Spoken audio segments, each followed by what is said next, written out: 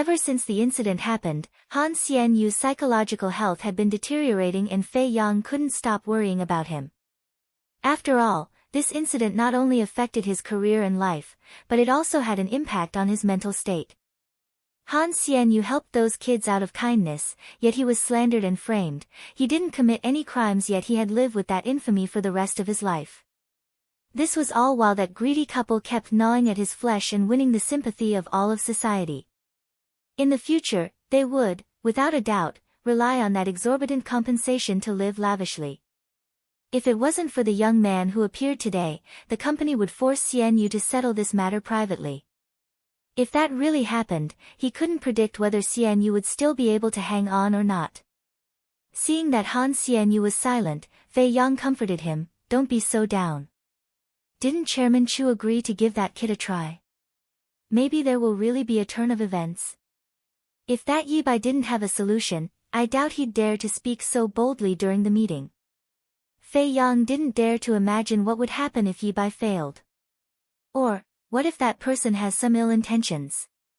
Upon hearing the name, Yi Bai, Han Xianyu's pupils finally moved a little and a warm smile emerged in his dim eyes. After a moment of silence, he closed his eyes slowly and shut off the limitless vortex in his eyes. 2 days later, Mr. and Mrs. Zhao gathered all the various publications and the Crusade Congress convened as scheduled. They even had a live telecast. They already sued him, yet they're still having a press conference before the court session. I assent this the same as establishing a private court session?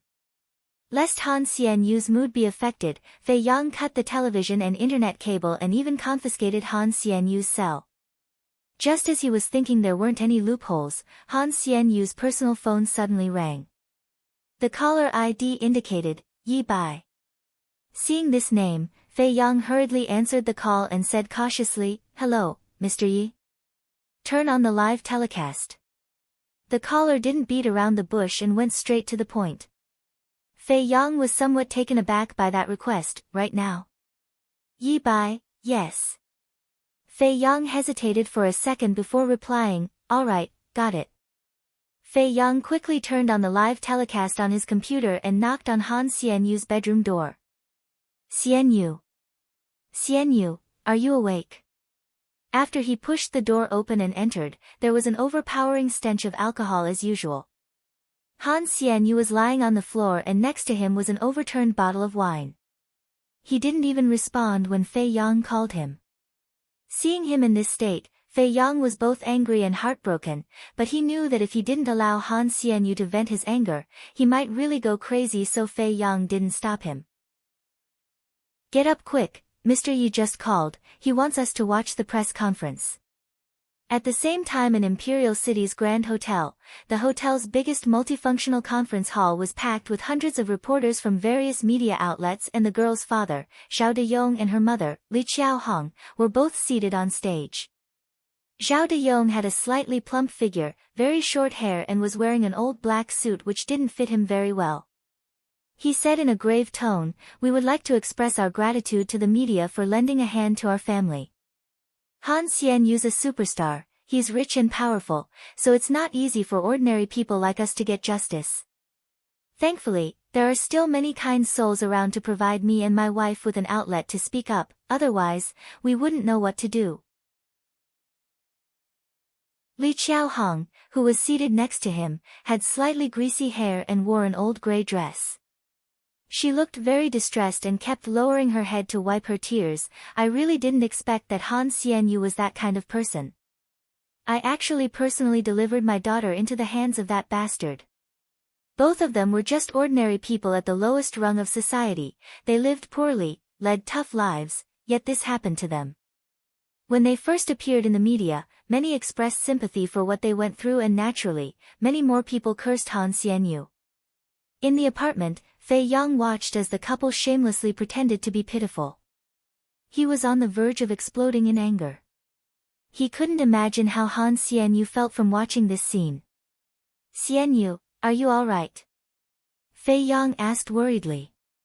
Han Xianyu stared at the couple on the screen in silence, then a flicker of recognition came over him as his expression changed. "It's him." "Who?" Fei Yang didn't understand and he looked towards Han Xianyu's line of sight. Then he saw a familiar figure in the press conference. The man seated next to the reporter from Mars Weekly looked like Yi Bai.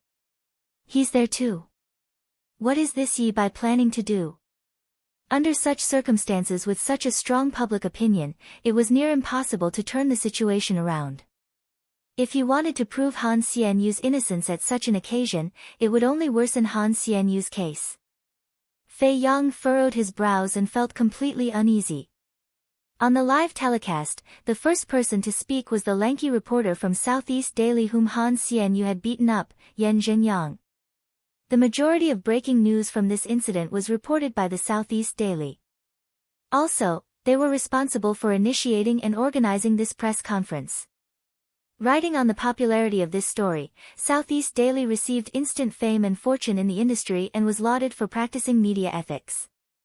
Before the reporters could ask any questions, Yan Zhenyang gave an overview of the sequence of events using a slideshow. I believe most of you have seen this photo of Han Xianyu in the bedroom with many little girls and have seen him even lying in bed with them. And it was because of this photo that I got beaten up by Han Xianyu when I went up to him for an interview. When a celebrity acts like that, I have reasons to suspect that aside from psychological issues, he must have a violent nature as well. Exactly. How could he just beat a person up? Must have hit him at his weak spot, huh? It's hard to imagine what kind of treatment the children get at his place. Yan Zhenyang's words had the support of those watching the live telecast, especially the media. They abhorred acts of violence against reporters. Yan Zhengyang continued, after this incident has gone public, the dirty deeds behind Han Xianyu's charitable acts slowly surfaced, ranging from the recorded allegations from the victim herself to the nude photos and the story leaked by the ex-employee who worked at his villa, not to mention his ex-girlfriend who revealed his secret addiction. With all this evidence, Han Xianyu's fans are still making a futile attempt to wash his name clean. Still trying in vain to find a loophole in the law. It's sickening. Yan Zhenyang ended his righteous speech, took the microphone and pointed it towards the girl's father and said, Mr. Zhao, Mrs. Zhao, I understand how the both of you are feeling right now and I really don't want you to recall those painful memories, but in order to let the criminal get the punishment he deserves and for justice to be served, I hope you can give us a detailed account of the incident and let the truth be known to the public. Liked it? Take a second to support novels on Patreon. Alright. Zhao Deyong took a deep breath and began to talk about the chronological sequence of events. He mentioned how he noticed that his daughter was acting strange when he arrived home one day and how he found out his daughter had been sexually assaulted by Han Xianyu for a long time after having a heart-to-heart talk with her. After speaking, Zhao Deyong played the recording of the conversation he had with his daughter. He touched me. Where did he touch? He touched my chest. Anne. Li Qiaohong started pounding her chest and crying out loudly halfway through the recording. My daughter, my poor girl, my only baby daughter, how is she going to continue living? Her whole life is destroyed by the hands of that bastard. Zhao Deyong clenched his fists. It's my fault. As her father, I didn't perform my duty as a father. I'm so useless, I can't even protect her and even made her go through such a horrible thing. That man is the scum of society, he won't even let a child off, he's an inhumane bastard. It's not enough to even sentence him to death. The raging expression of the father, the sorrowful cries from the mother and the unbearable recording instantly propelled the angry emotions in the room to the max. The comments from the people watching the live telecast also flooded through, is Han Xianyu even human? He won't even let a child off. I already knew the entertainment industry is messy but I didn't expect it to be this messy. Han Xianyu's 10,000 times more nauseating than people who secretly live off a rich man or cheaters who sleep around. He's more than just nauseating, those people are probably just immoral, but he's inhumane. He hadn't even offered an apology to date. He's too cold-blooded. Pervert. Scum. I can't believe I actually idolized a person like him before. He should be castrated. His entire family should die. Curse his daughter, I hope she'll be XX by someone as well next time. Fei Yang read those malicious comments and his expression turned ugly. Xian Yu, why don't we turn it off? Fei Yang's voice trailed off while he paid attention to something at the corner of the screen. He saw a man in a white-collared top supporting his head with his hand and looking at the enraged crowd before him with an indifferent expression. He didn't seem to have any intention of doing anything. Just when he was worried that Xian Yu couldn't take it any longer and was about to turn the live telecast off, the teenager suddenly turned his head and said something to the reporter from Mars Weekly. The reporter listened attentively with his body tilted and then, his eyes glistened as he nodded. After that, the Mars Weekly reporter, Gao Feng, suddenly stood up and exclaimed, "We have the testimony from the witness and irrefutable proof presented, yet Han Xianyu still refuses to plead guilty. He's insane. It's because of people like him that the entertainment industry is so messy." Mars Weekly was known to be swift in getting news out, they published many explosive tabloids and was very famous in the industry. But in recent years, they were getting from bad to worse. They even copied the news that other publications had published regarding Han Xianyu's case. On stage, Yan Zhenyang saw Gao Feng stand up to speak and a hint of disdain flashed in his eyes. What #1 correspondent in China? He's just a paparazzi who's past his prime. It's my home ground turf, yet he's still trying to steal the limelight. Gao Feng first roared indignantly, then turned to Zhao Deyong on stage and spoke with humility, "Mr. Zhao, I'm Gao Feng from Mars Weekly. I'm very sorry for what you've been through. May I ask you a few questions? Liked it? Take a second to support novels on Patreon." Seeing that Gao Feng was condemning Han Xianyu just like the other reporters, a hint of contentment flashed in Zhao Deyong's eyes as he spoke in deep pain, "Mr. Reporter, please go ahead." Gao Feng nodded, "Thank you. Before I pose my question, I would like Mr. Zhao and all the reporters seated here today to watch a clip." After speaking, Gao Feng walked to the projector by the side and got the staff to insert the thumb drive he had with him. When Zhao Deyong and the audience heard that, they instinctively turned towards the enormous screen in the multifunction hall. An upbeat song started playing first, then a little girl around the age of 5 appeared on the screen. The little girl was dressed in a black leather crop top and miniskirt. She was imitating the dance moves of a very popular superstar from Country H. The dance moves were very mature, but the little Lolita gave a completely different feel to them. It was mo and cute. Her moves were exactly in sync with the superstar.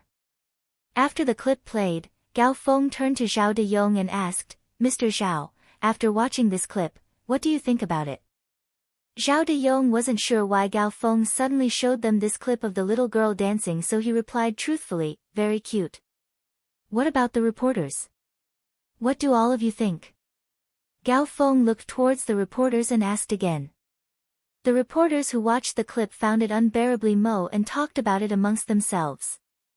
"Oh God, that's too mo and cute. She replicates those dance moves so well. Dancing like that at such a young age, she's very talented. I've seen this clip before. The clip of this little girl dancing went viral a few years back. She's amazing. This girl should be around 10 years old by now." The audience watching the live telecast also expressed that they were mesmerized by the cuteness of the little Lolita in the clip. While everyone talked about the video, they also looked at Gao Feng suspiciously, unsure of his intention behind playing that clip during the press conference. After knowing what the audience thought about the video, he nodded and pressed a button on the projector. "Alright, then can I get everyone to look at these screenshots?" In the next second, a few screenshots from Weibo appeared on the screen. The date on the screenshots indicated they were from 7 years ago. A very popular blogger reposted the clip of this little girl dancing, and the blogger's reaction was just like that of the reporters. All the comments below the post talked about how cute the little girl was. However, when they reached the final slide of the screenshots, a nasty comment appeared, "So flirty, I really want to fuck her. How much for a night?" When this comment was presented on the big screen, there was a second of dead silence in the audience and then a major uproar exploded. "Damn! Who's this person? A pervert? How could he say something like that about a 5-year-old child?" Even if it's online, he shouldn't speak so recklessly, right? That's too gross. This pervert is probably a pedophile too, right? In the screenshots, Gao Feng censored all the Weibo IDs that appeared on the screenshots, this ID included. Everyone scolded the person up to this point, and gradually, some people started to speculate about the identity of the pervert. Damn! The perverted netizen in this screenshot isn't Han Xianyu, is it? It must be him. This dummy account was dug out by Mars Weekly, right? I just said that Mars Weekly doesn't seem to be doing well these last few years, but it seems they still have some potential. This is the first time someone dug out Han Xianyu's dummy account. When the reporters saw this new information they could work with, they started getting excited. At the same time, in the apartment, Fei Yang, who was monitoring the live telecast, was waiting for a turn of events, but instead, what he saw was the situation becoming dramatically worse. He was on the verge of going crazy. What dog shit dummy account? Are these reporters nuts? What's going on? Isn't this reporter from Mars Weekly the person Yi Bai had an arrangement with? Han Xianyu leaned against the bedside and stared at the screen. He still had that haggard and stoned expression, and on his face, there was numbness and emptiness. At that moment, the live telecast website was also flooded with comments. Wow! This is explosive. Han Xianyu's dummy account is exposed. He must have other accounts aside from this. He's really disgusting. That little girl in the clip should be around 5 to 6 years old, almost the same age as the sick girl he sexually assaulted, huh? The more you think about it, the scarier it gets. After getting the reaction he wanted, Gao Feng said in a grave tone, everyone has seen that when a normal person watches the video, they would find that the little girl is really adorable. Only a pedophile would have such dirty and malicious thoughts. Zhao Deyong saw this reporter bringing out another piece of evidence and his eyes lit up. He immediately chimed in, that's right. Also, the date on Weibo indicated this was 7 years ago. Han Xianyu has been in hiding for so long that we don't even know how many innocent children he's harmed. In the press conference, the man in a white-collared top skimmed through the comments on his phone and listened to the words of the media and Zhao Deyong. His lips subtly curled upwards. The prey has entered the trap. On stage, Gao Feng looked towards the audience unmovingly, and his gaze swept across the entire hall, stopping at Zhao Deyong, who had a look of surprise. He raised his brows slightly and asked, Mr. Zhao, you think so too? You think this netizen is a pedophile? Zhao Deyong didn't hesitate and replied, of course, if he's not a pedophile, what is he? Others started murmuring amongst themselves as well. Do you still need to ask? If he isn't considered a pedophile, then what is a pedophile? Han Xianyu's name has been blackened forever, he won't be able to wash it clean forever, yeah? Gao Feng laughed and didn't respond, but he pressed a button on the projector. Then, everybody please take a look at who wrote this disgusting comment. Upon hearing what Gao Feng said, everybody held their breath and bolted upright in their seats. There must be many juicy contents made by Han Xianyu's dummy account, huh? On the big screen, the image was cropped and it was still the same screenshot, but this time, the mosaic sensor on the Weibo ID was gone and the netizen's ID appeared before everyone's eyes as clear as day. Lonely cigarette, so flirty, I really want to fuck her. How much for a night? And Lonely Cigarette was actually the father of the victim who was sexually assaulted, Zhao Deyong. After all the reporters saw that extremely familiar ID, the entire hall fell into a terrible, dead silence. The hideous smile Zhao Deyong had initially suddenly stiffened. There were disbelief and rage on his face at first, and then, he seemed to remember something as a look of panic and fear swept across his face. Liked it? Take a second to support novels on Patreon. After a very long silence, there was an upheaval in the hall. Wah, damn. How could it be? This isn't Han Xianyu's Weibo account but Zhao Deyong's. Is it real? Is this picture photoshopped? How could Mr. Zhao say something like that? This is impossible. It must be fake. The calm and unperturbed Yan Zhengyang's face abruptly changed at this point. He quickly stood up and yelled in fury, "Gao Feng! Are you insane? You once held the title of being the #1 correspondent in China, yet you're neglecting your professional ethics and coming up with this fake news just because you can't get anything juicy? You're making a pig of yourself." Gao Feng looked coldly at Yan Zhengyang. "Reporter Yan, we're in the same profession. Don't you find what you just said really hilarious? What's the occasion today? There are so many reporter friends seated here today. Why would I lie about something that can be easily exposed? TSK, since this Weibo post was from 7 years ago, even Zhao Dayong himself probably forgot he said something so degrading, so he didn't destroy the evidence, huh? I've already shared the original Weibo post. Everyone can now see it for themselves. It's the third comment on page 7. Listening to what Yan Zhenyang said, the audience broke into discussion again. This news is coming from Mars Weekly. Although Mars Weekly isn't doing very well now, they never leaked any false information before. That's why they offended so many celebrities and almost collapsed from all the attacks. Even a small publication would never dare to use a fake picture to mislead everyone in front of so many reporters. Damn! I found it. I found it. It's true, it was really posted by Zhao Dayong. Hurry, go take a look. All the reporters present, including those watching the live telecast, quickly opened the Weibo post that Gao Feng shared a few seconds ago and really saw Zhao Dayong's comment on page 7.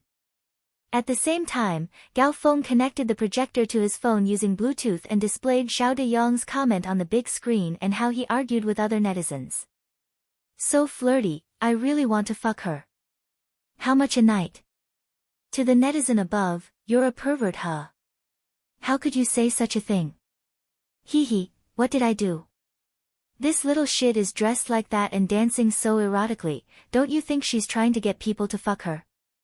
Go fuck your father, bastard. I want to fuck your display picture, is she your daughter? She looks like she would like to be fucked. I'll fuck your mother. Damn it. Where do you live, bastard? Post your address here if you have the guts. IXXXX. Gao Feng casually looked at the awfully pale Zhao Dayong on stage. What do you think? Mr. Zhao, have you managed to recall all these comments you made? Zhao Dayong held his phone with trembling fingers, cold sweat trickling down his forehead. He anxiously tapped on his phone. Gao Feng sneered, "You're trying to delete your Weibo now. I'm afraid it's too late." Zhao Dayong stopped what he was doing and knew it was probably useless. There was fear on his face, but then, he held his composure and stood up to speak. This happened so many years ago. I didn't mean what I said back then, it can't prove anything. Gao Feng seemed to have anticipated his reply, so he said, "Mr. Zhao, that wasn't what you said just now, was it? Everyone here heard you admit that a person who could say something like that must be a pedophile. Now you're saying it can't prove anything? Aren't you slapping your own mouth? Liked it? Take a second to support novels on Patreon." After speaking, Gao Feng discreetly took a glimpse at a certain corner of the room and continued to put up 5 to 6 photos. All of them were different comments posted by Zhao Dayong using different usernames, and they were all unbearable to read. There were some from 3 to 5 years ago, a couple from 1 year ago, and one which was very recent. The most recent one was him requesting to have sex with a young girl on a certain website. This account was verified and was, without a doubt, Zhao Dayong's. Each time a new photo flashed onto the big screen, Zhao Dayong's expression turned a shade paler. At the last photo, he was frozen stiff in his chair. How could it be? How exactly did this person manage to do this? He actually dug out all those posts from so many years back, even those I don't have any recollection of. He wasn't a perverted pedophile at heart. Those comments and the request he made to that young girl were just his way of thrill-seeking, but after these messages were exposed, there was nothing he could say to clear his name. As expected, after looking at all this evidence, all the reporters at the scene were completely dumbfounded and the audience at the live telecast exploded into chatter. Oh my God! What did I just see? Zhao Dayong's a pedophile too. And look at all this stuff he said online, it's disgusting. How was he even able to criticize Han Xianyu with so much self-righteousness? This is simply unbelievable. At this moment, Yan Zhenyang was at a complete loss. He never expected that Zhao Dayong would have evidence that could be used against him. No way. I can't let things go on this way. Even if Zhao Dayong's a pedophile, Han Xianyu's charges are still undeniable. I have to draw the public's attention back to the real issue at hand. Yan Zhenyang immediately stood up, took the microphone and was about to speak, everyone. However, just at that moment, Gao Feng immediately interrupted Yan Zhenyang and exclaimed in anger, just as everyone has seen, it's true, Zhao Dayong's a pedophile through and through. He's the scum of the society as he said himself. An inhumane bastard, a pervert that should be shot in the head. Yan Zhenyang, let's not talk about whether Zhao Dayong's a pedophile first. Han Xianyu, he. Gao Feng's rage seemed to have reached its limit, he slammed the table and interrupted Yan Zhenyang once again. With a frightening glare, he said, also, according to what I investigated, there's more to this than meets the eye. Zhao Dayong. This inhumane bastard. He's not only a perverted pedophile. He won't even let his own daughter off. Following Gao Feng's fuming howl that reverberated across the entire hall, the stunned audience sat there in utter disbelief. Even Yan Zhenyang had forgotten what he wanted to say and was flabbergasted. What? Zhao Dayong didn't even let his own daughter off. Oh my god. On the live telecast website, after the pause, there was a crazy barrage of comments that covered the entire screen. Nobody cared about what Yan Zhenyang had to say, everyone's attention was now on the shocking truth Gao Feng disclosed. After the initially calm and composed Zhao Dayong heard that, he was stupefied and suddenly started yelling as he stood up, "You damn mother venomous slanderer. I would fuck your father. Are you crazy? That's my own daughter. Liked it? Take a second to support novels on Patreon." Yan Zhenyang, who was interrupted countless times, was made totally speechless by the explosive news Gao Feng revealed. After a few seconds, he quickly regained his senses and shouted in Gao Feng's direction, "Great reporter Gao, we must show the evidence for whatever we say. With just your words, you're putting such a big accusation on someone, you have total disregard for his life. You're not a reporter but an executioner." Zhao Dayong also remembered this was a press conference. He calmed himself down and said, "This reporter here, do you have any evidence? How could you slander someone like that?" Gao Feng seemed prepared for their questions and he mumbled, "TSK, you want evidence? Zhao Dayong. I guess you won't cry until you see the grave." After Gao Feng had spoken, a photo appeared on the huge screen. In the photo, there was a little girl and at her young age, her figure could barely be seen. She only had some panties and a little tank top on, looking like she just came out of the shower. She seemed very nervous in front of the camera. The person in the photo was Mr. and Mrs. Zhao's daughter. And that photo was circulated by Zhao Dayong himself to his circle of friends. He even added a caption along with it, "What do you think about my daughter?" and included a smirk emoticon. When this photo appeared, all the reporters at the scene felt so bad for the child. Oh gosh. He's really a monster. He didn't even let his own daughter off. How could he do that? Girls at that age already have extreme self-consciousness, okay? As her father, he actually circulated such a revealing photo of his own daughter to his friends. Utterly disgusting. How can a person like him be fit to be a father? When Zhao Dayong saw that everyone presumed this photo to be the evidence that he sexually abused his own daughter, his face turned red in anger and immediately burst out, "This was just a normal day with my daughter." Gao Feng sneered, "Tisk, you're calling this revealing photo normal? You're still trying to deny it even with all this evidence in your face, huh? No problem. It's fine if you don't admit it. I have a witness. Today, I must thoroughly expose this bastard's true colors." Following Gao Feng's powerful and resonating rebuke, the press at the scene was ready with their equipment and waited for Gao Feng's next piece of evidence. Unknowingly, everyone was subconsciously following Gao Feng's line of thought. The day before yesterday, I interviewed Xiao Deyong's neighbor, and after getting permission from him, I recorded this interview. Gao Feng played a recording of the interview. In the video recording, Gao Feng was interviewing a man, and in order to protect the person's identity, the man's face was hidden in the shadows on purpose. Upon hearing that Gao Feng had interviewed his neighbor and seeing that familiar figure on screen, Xiao Deyong's face changed. But at this point, the interview already started. Gao Feng, based on your impression, what kind of person is Xiao Deyong? Neighbor, he's always idling and doesn't do honest work. Gao Feng, then, does he have any bad habits? Neighbor, does gambling count? Gao Feng, gambling. Is he really good at it? Neighbor, I heard he even gambled away the money that was supposed to be used for his daughter's medical bills. If it wasn't for that superstar's help, his daughter wouldn't be alive today. He's too lucky. Gao Feng, what do you think about that incident about that superstar allegedly sexually assaulting your neighbor's daughter? Liked it? Take a second to support novels on Patreon. Neighbor, the superstar sexually assaulting my neighbor's daughter? He's really trying to push the blame onto someone else. Not sure who's the one doing all these filthy deeds. Gao Feng, what do you mean? Neighbor, why are you city people so innocent? It means that he's playing with his own daughter. Gao Feng, your neighbor himself. Why would you say that?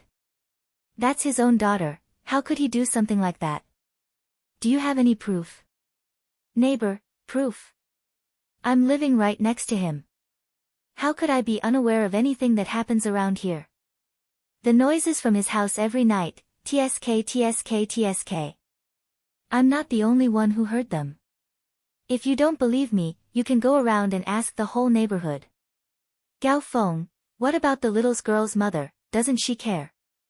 Neighbor, his wife works the night shift, so there's only him and his daughter at home every night. But even when she's at home, she probably wouldn't care. Both husband and wife are black-hearted scum. Very soon, the 10-minute-long interview ended. There were still some interviews with other neighbors, and everyone said they often heard the cries of the little girl, along with Xiao Deyong's obscenities and curses.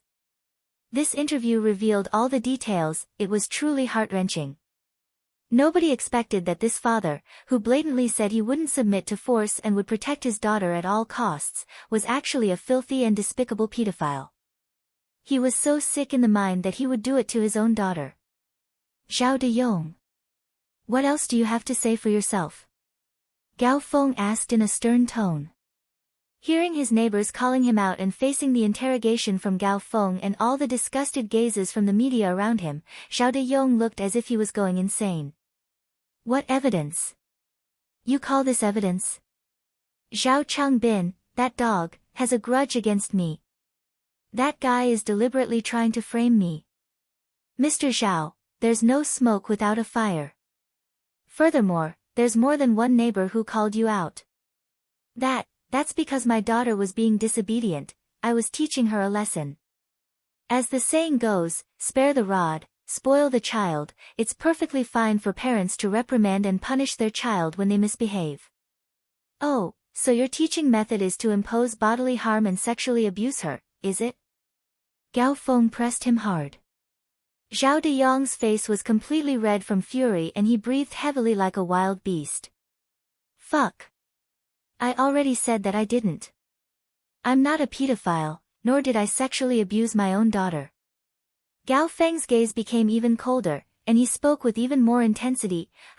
There's witnesses and evidence presented right in front of you and you're still trying to deny it without feeling the slightest remorse for your actions.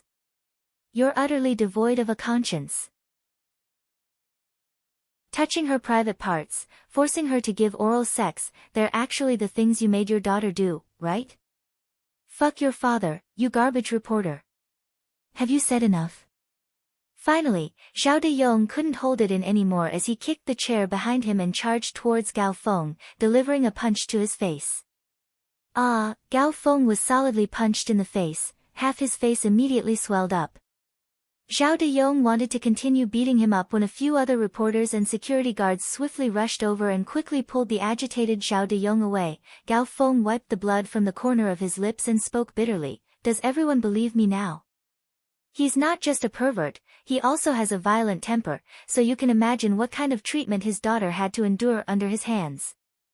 Upon hearing that, Zhao Dayong's face contorted in rage as he yelled crazily while trying to charge towards Gao Feng, "I will kill you.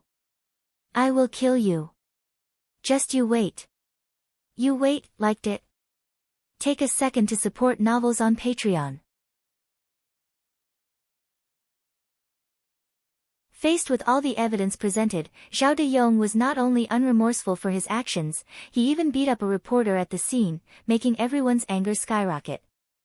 The number of clicks and traffic on the live telecast also broke the record as comments flooded the telecast, one after another. "Wow, my 3 views have totally toppled. This scumbag has been lying to us for such a long time. How perverted is he that he's able to do this to his own daughter? He actually called Han Xianyu scum when he's the true bastard who's worse than a pig. Monster." After all the cursing, the netizens naturally started thinking from another perspective. Can we believe anything this utterly heartless and inhumane bastard says? Oh my god. Could it be that Han Xianyu was really framed? It's definitely possible. Damn. Our Xianyu was obviously framed from the start, alright? Just because they're weak and poor, all of you stood on their side without figuring out the truth first and refused to give others a chance to speak whenever we said something. You guys said we had brain damage. Now you know who the shameless ones are, huh? Those who are poor must have a reason to sink to such lows. Han Xianyu helped their family, yet they turned around and framed Xianyu like that. If that reporter didn't expose Zhao Dayong's true colors, Xianyu would have carried this shame for the rest of his life. Our little feather waited for this day, waited for the truth to come to light. Xianyu's innocent. I knew Han Xianyu would never do something like that. Late at night in a certain high-class apartment, Fei Yang watched as Gao Feng slowly exposed the true colors of Zhao Dayong. He saw that the media and audience on the live telecast all scolded Zhao Dayong and many of them started doubting Zhao Dayong's words. The grievances Han Xianyu bore instantly reversed due to this situation. It was totally unexpected. Fei Yang was so stirred up that he almost hugged his laptop and cried. Xianyu, are you seeing this? Public opinion is starting to shift. It's really starting to shift. That Mr. Yi is really something, huh? Our worldwide sent people to monitor that bastard, Zhao Dayong, yet they could only dig out useless information about him gambling, drinking, and abusing his wife and child. How exactly did Yi Bai find out Zhao Dayong's a pedophile? Han Xianyu stared at the screen and watched as the angry comments came one after another, cursing Zhao Dayong. He slowly leaned against the backrest of his chair and closed his eyes, not saying a single word. Fei Yang still scolded the pervert in agitation. This bastard, Zhao Dayong, I thought he was just greedy and ungrateful. Who knew he's far more disgusting than that? He's the true pedophile. What's worse is this scumbag didn't even let his own daughter off. Hearing his manager swearing non-stop, Han Xianyu slowly opened his eyes and glanced at him. Yang Ji. You really think Zhao Dayong's a pedophile? Suddenly hearing Han Xianyu posing this question to him, Fei Yang was confused. Isn't he? With all this evidence, how could it not be true? Han Xianyu replied coldly, on the surface, there's indeed a lot of evidence, but if you looked at all of them separately and judged them from the perspective of the law, do you still think the evidence is tenable? Fei Yang calmed down and carefully thought through Han Xianyu's reasoning. Now that you mention it, it seems true. When you look at all the evidence separately, there really isn't anything substantial. For example, that comment Zhao Dayong posted under that video clip, it's not strange for someone as uncultured as him to say something like that. Even if you gather all the evidence from his social media accounts together, you can only prove that he has a tendency towards pedophilia and poor character. If you looked only at the picture of his daughter that he sent, it could be considered as simply showing off his daughter, just like that photo of you lying in bed with those kids. It's a very normal photo if you looked at it alone. As for the statements from the witnesses, it's quite possible that those people held a grudge against him. All they can prove is that he's abusive when he's drunk. Zhao Deyong's neighbors were just like your ex-girlfriend. Their words seemed very believable to the public. With that said, Fei Yang suddenly realized something as he sat there in a daze. Could it be that Zhao Deyong's not a? Han Xianyu spoke softly, it doesn't matter whether he is or not. Hearing Han Xianyu's words, Fei Yang's heart sunk. You're right, it doesn't matter anymore. What matters is whether he's guilty in the eyes of the public. Fei Yang stared closely at the live telecast of the media leaving the hall and tried to make sense of the entire situation. Yi Bai purposely found someone outside Worldwide Entertainment to expose this man because if someone from Worldwide tried to intervene, nobody would believe that person no matter what he said, due to bias. Worldwide did accuse Zhao Deyong of drinking, gambling, and beating his wife and daughter before, but everyone thought Worldwide was just trying to smear Zhao Deyong's name in order to prove your innocence. So instead, Yi Bai worked with Mars Weekly, which was already well established in the industry. He arranged for Gao Feng not to reveal that the comment was posted by Zhao Deyong at first and allowed everyone to speculate and misunderstand before revealing the truth, dropping the bomb on everyone. After destroying Zhao Deyong's fatherly image and exposing his character, everything Gao Feng said afterwards would be more believable to the media. Following that, everything from the photo of his daughter to all those so-called pieces of evidence and finally agitating Zhao Deyong to the point where he beat up a reporter, these were exactly the same things the media did to you. This Yi Bai, he's totally just. Han Xianyu sighed deeply and completed Fei Yang's sentence, giving him a taste of his own medicine. Yi Bai choreographed this entire thing and was simply copying how Zhao Deyong used the media against Han Xianyu, returning everything Han Xianyu went through back to Zhao Deyong. Not only that, Yi Bai's plan was flawless. Even Fei Yang, who worked in the entertainment industry for a long time, couldn't tell, much less those reporters and civilians present today. Since Han Xianyu himself had gone through all this before, he was able to see through Yi Bai's plan. Han Xianyu stared at the retreating figure in the live telecast and an inexplicable feeling bubbled in his chest. He really didn't expect that. Not only did that man pull it off, he even chose to use this method to prove his innocence. Liked it? Take a second to support novels on Patreon. As Zhao Deyong was emotionally unstable, the press conference was forced to end there. The entrance of Imperial City Grand Hotel was swarmed with reporters and Mr. and Mrs. Zhao had trouble even taking a single step forward.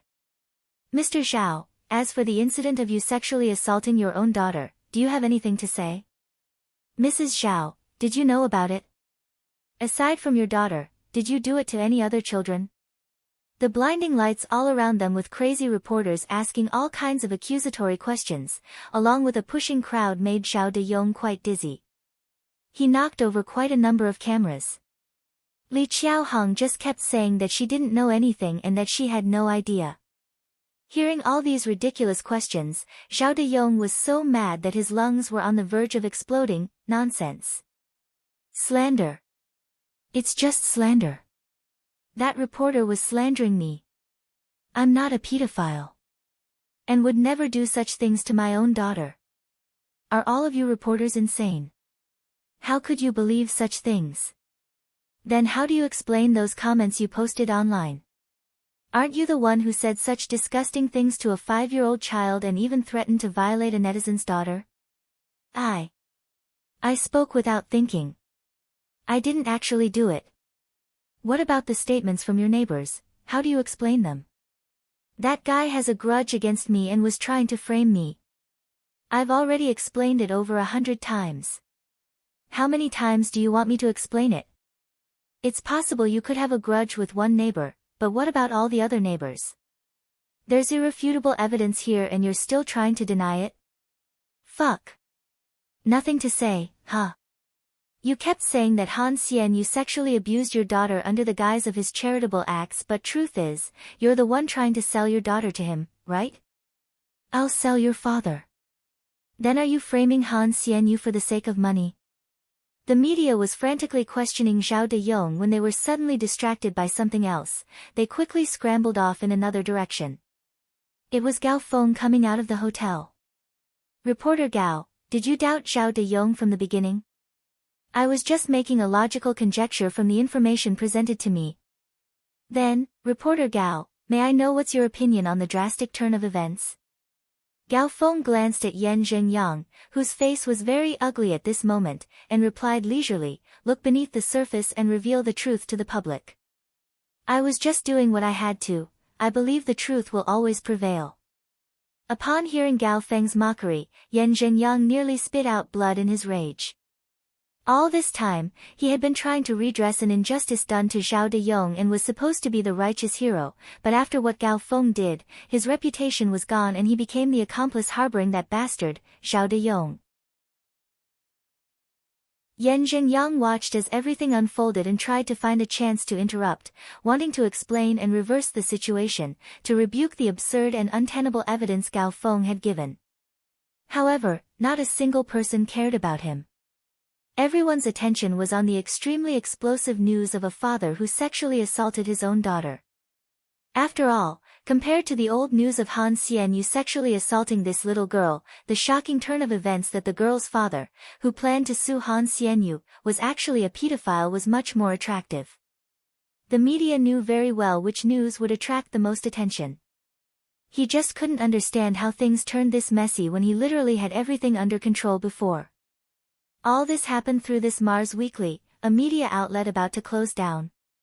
Or, is there someone orchestrating all this behind the scenes? Just exactly who's so powerful that he designed a strategy like this? Liked it? Take a second to support novels on Patreon. This bastard. He deserves it. What he's going through now can't be compared to what you went through. Let him have a taste of cyber violence. Fei Yang was done ranting and started worrying again. Yi Bai said he would prove your innocence within 7 days, but according to the current trend, even though the public's opinion has started to shift and increasingly more people are voicing your grievances, what if that moron, Zhao Dayong, wants to continue fighting back?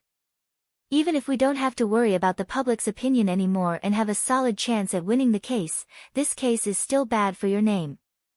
In the entertainment industry, if the grass is merely trimmed, it'll grow again the next spring, which means that we have to remove the source of the problem. If we don't, it might be exposed and used against us again. After the press conference ended, public opinion shifted as expected. All the criticism and hate previously concentrated on Han Xian you immediately shifted to Mr. and Mrs. Zhao. Reporters camped around the Zhao's residence. The couple couldn't even go to work and encountered the media and angry civilians everywhere they went. In just 2 short days, Zhao Dayong was fired and blacklisted by every company. His friends and relatives also avoided him like the plague. The media couldn't get to him, so they kept trying to dig up information about him from his family. Zhao Dayong didn't have a very pleasant character to start with, so everyone pushed him down even further. They might as well, since he was already going downhill. Almost everyone interviewed had nasty things to say about him. Li Qiaohong wasn't any better. From the viewpoint of the public, as the child's mother, how could she have no idea what her husband was doing? In their eyes, she assisted the tyrant in victimizing his daughter and colluded with him. At the Zhao's residence, there was clattering and banging in the house. The whole floor was a mess while the little girl hid in her bedroom, not making a sound. Li Qiaohong pulled her luggage in one hand and dragged her daughter in the other. She kept walking forward without looking back. Suddenly, Zhao Dayong grabbed her arm and yelled, "Why the hell are you leaving?" Li Qiaohong screamed, "Why? What else can I do? I want a divorce. I want to leave this place with my daughter. I can't live like this anymore." Zhao Dayong stared at her heavy under-eye bags and said with an ashen face, "Why are you making a fuss? We're swarmed with reporters now. Just wait a few more days. When we get the money, then we can go far, far away." Li Qiaoheng jerked his hand away. Money, money, money, all you think about is money. Now our whole family's been forced to our wits' end. Do you even have the freedom to spend that money? My phone has been ringing non-stop for the past 24 hours, people are scolding me and threatening to kill me. People have peed and splashed feces all over our house, there isn't a single moment when I'm not on my toes. Since you made everything so public, everyone knows our faces now, where can we go? Everyone would recognize us wherever we go. We'll be mocked at no matter where we live. Even our relatives cut ties with us. I told you not to do this, but you didn't listen. Great, now you've offended a celebrity. It's fine if you're the only one implicated in this, but right now, you've even dragged me into this to suffer with you. You even destroyed our daughter's reputation. Li Qiaoheng threw everything in her hands and collapsed onto the floor. What have I done to deserve to suffer like this? Are you trying to drive me to my death? Mommy. The little girl stood helplessly in front of her mother. Li Qiaoheng hugged her daughter and started sobbing, Girl, my poor girl. What have you done, to deserve a father like him? Liked it? Take a second to support novels on Patreon. Li Qiaoheng seemed to have thought of something, her terrified eyes lit up as she stared at Zhao Deyong. Zhao Deyong. Did you really do that to our daughter? Zhao Deyong nearly fainted in anger when he heard her. Have you lost your mind? How could you believe what those people said? Lin's my daughter. Even if I scolded and beaten her when I was in a bad mood, I would never do something so despicable. How would I know whether you did it or not? If you could even come up with that wicked idea of framing Han Xianyu for sexually abusing our daughter, how can I be sure you're not lying to me now? You're capable of anything. You, crazy woman. You agreed with this idea too. Now you're putting all the blame on me. Zhao Deyong's head was buzzing from this big fight with his wife. Just at that moment, his phone started ringing again. Zhao Deyong felt like he was going crazy. He picked up the phone and started howling at the person on the other line, Get lost. Get away from me. I'll kill you if you call again. As he shouted, suddenly, a man's voice came through the receiver, Mr. Zhao, you don't need to have such a bad temper. I'm here to help you. Zhao Deyong went silent and replied cautiously, Who are you? If somebody volunteered to help him before, he would have believed them. But now, how could anyone want to help him? Who I am isn't important. What's important is that I can get you out of your rut and make the media leave you alone. Hearing this person claim that he could make the media stop harassing him, Zhao Deyong was skeptical that this stranger would be so kind, but still, he couldn't help but ask, Tell me, what do you have in mind to make the reporters stop harassing me? Those reporters are like mad dogs. They won't listen. Tisk, you're a hot piece of news now, obviously they won't let you off easily. The man on the phone laughed and said, As long as you revoke the lawsuit and the truth comes out, meaning you have to confess to the public saying you were framing Han Xianyu for money, this matter will cease to be a hot topic and the media would subsequently stop paying attention to you. Zhao Deyong was stunned for a moment before yelling, You think I'm an idiot? You were sent by Han Xianyu, weren't you? If I told the truth, not only would I not get a single cent, I'd have another charge to my name. The only way I would do that is if I was a fool. Hearing Zhao Deyong's anger, the caller kept his composure and replied calmly, Mr. Zhao, I'm afraid you're the foolish one. You still think you'll be given any compensation at this point, huh? Before, Worldwide offered you a settlement so you wouldn't bring this to court, but that was because of pressure from the public. They were worried that if this case dragged on, Han Xianyu would negatively impact the company's image. But things are different now. The public is on Han Xianyu's side, and Worldwide doesn't need to worry about the public's opinion anymore. As for the evidence you presented, you know yourself that it won't stand in a court of law. Han Xianyu will not be convicted of the crimes brought against him. The caller paused and continued, You could afford to be fearless last time because the whole world was on your side, but right now, TSK. If you tell the truth now, the media wouldn't have any reason to keep digging for secrets and your life would return to normal after a few days. However, if you don't withdraw your suit, there will be no end to it and there will always be people harassing you, pestering you. You'll have to live with harassment from the media and the curses of others for your entire life. Liked it? Take a second to support novels on Patreon.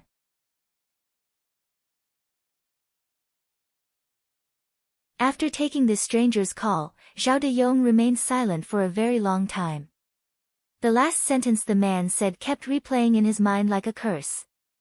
You'll have to live with harassment from the media and the curses of others for your entire life. Only a few days had passed and this was already driving him crazy. He couldn't imagine this dragging on for the rest of his life. Although he wasn't sure who called, everything the man said was true. He was fearless before because the media and public were on his side.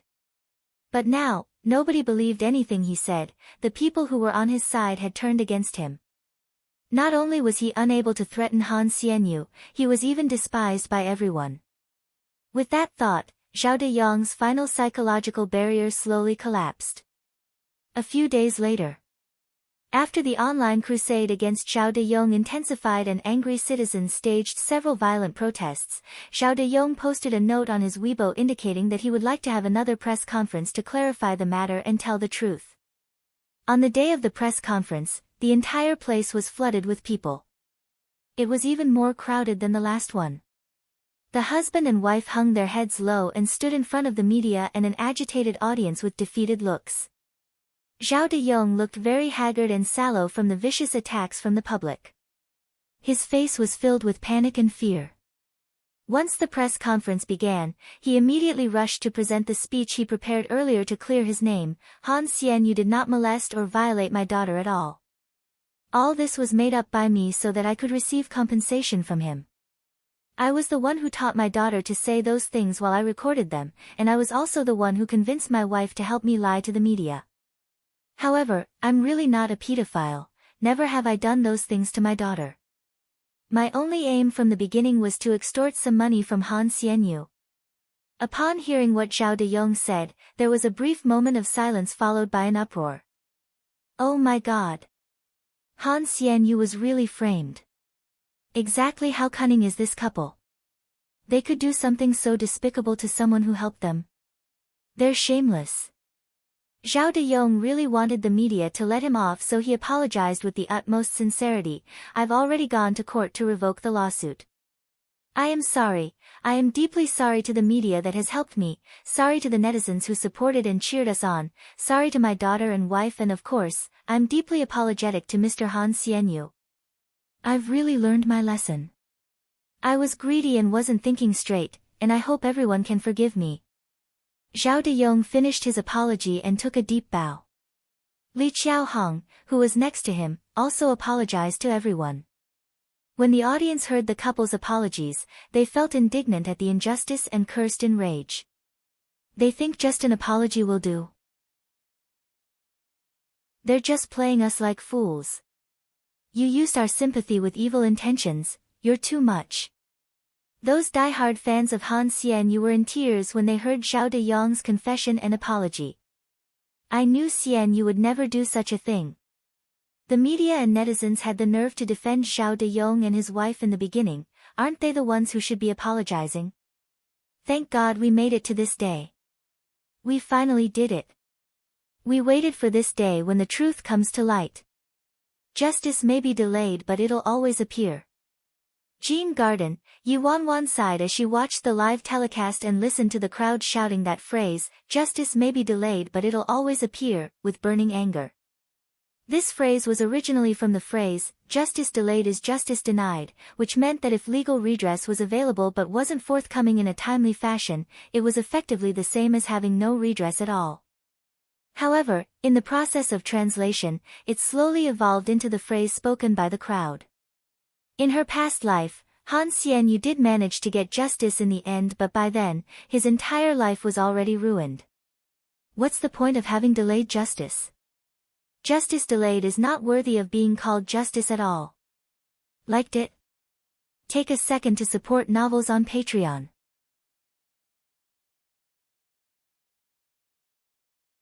At a certain high-class apartment, the moment Xiao De-yong told the truth and apologized, Fei Yang, who was initially suffocated with anxiety, quickly jumped up and exclaimed, "He promised to deliver in 7 days and it really has been 7 days. Not a day more, not a day less. Amazing. I couldn't imagine how Yi Bai was going to prove your innocence, but who would have guessed that he could make Xiao De-yong speak the truth himself? You don't have to worry about having trouble in future. We played our chips right this time. Good thing you believed him during the board meeting.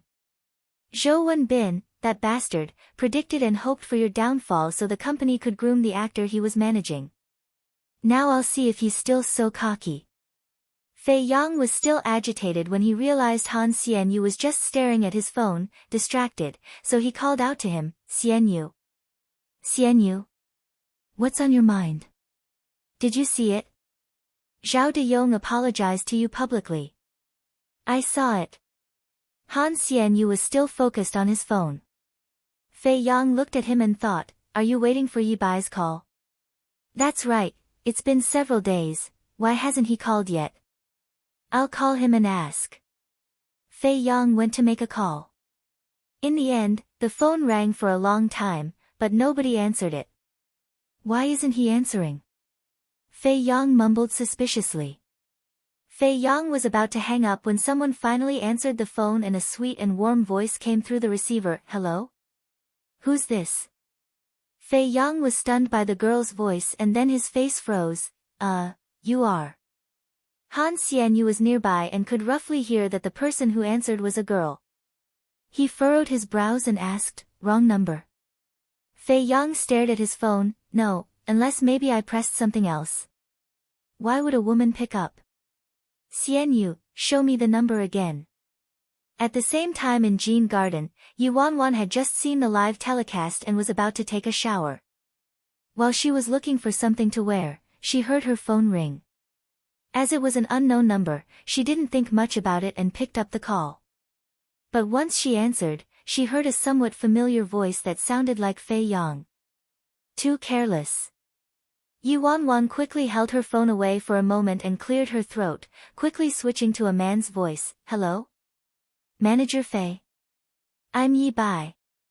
She previously researched about voice-changing techniques and was able to get the knack of it, so her switch was quite smooth.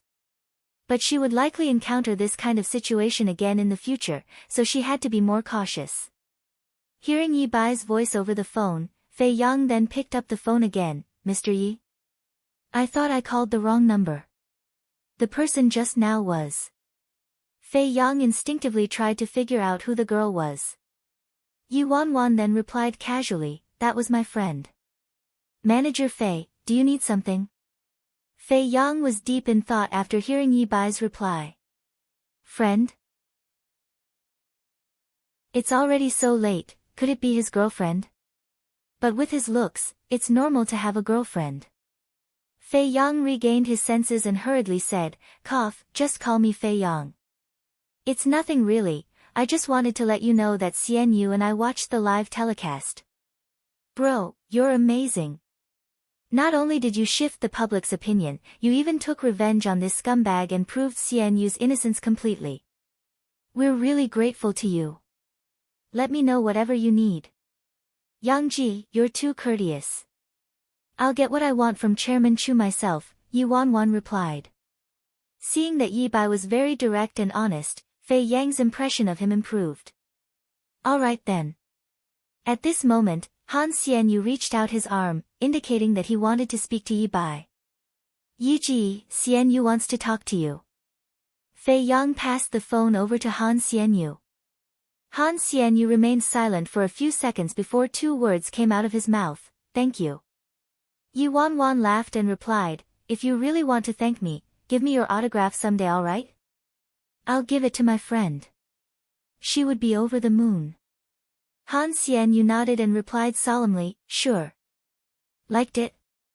Take a second to support novels on Patreon.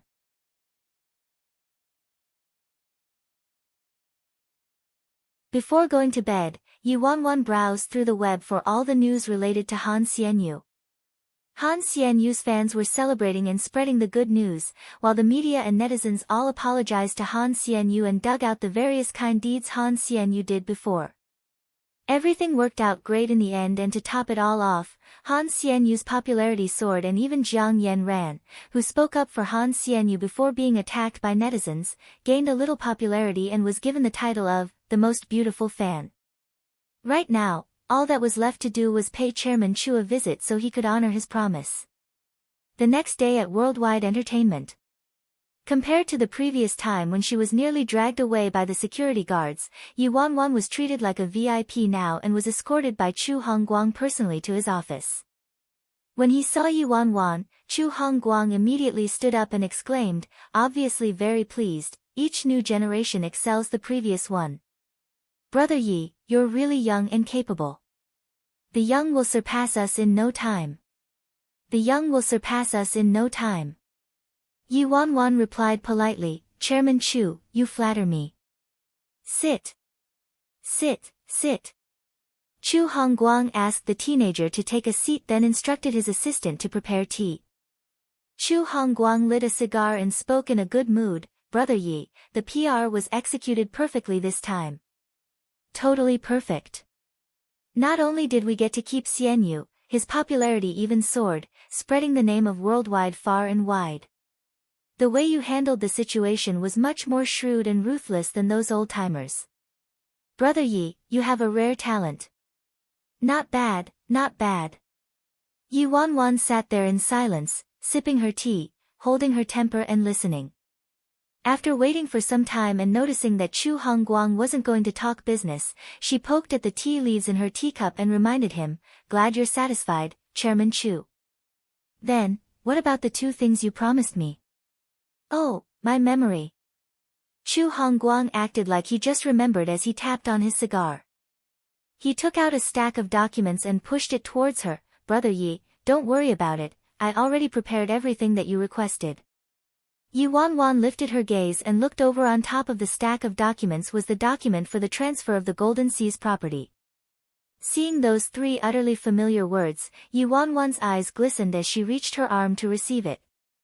However, the moment Yi Wanwan's fingers brushed against the documents, Chu Hongguang suddenly spoke up, Brother Yi, to tell you the truth, this property has a very special meaning to me.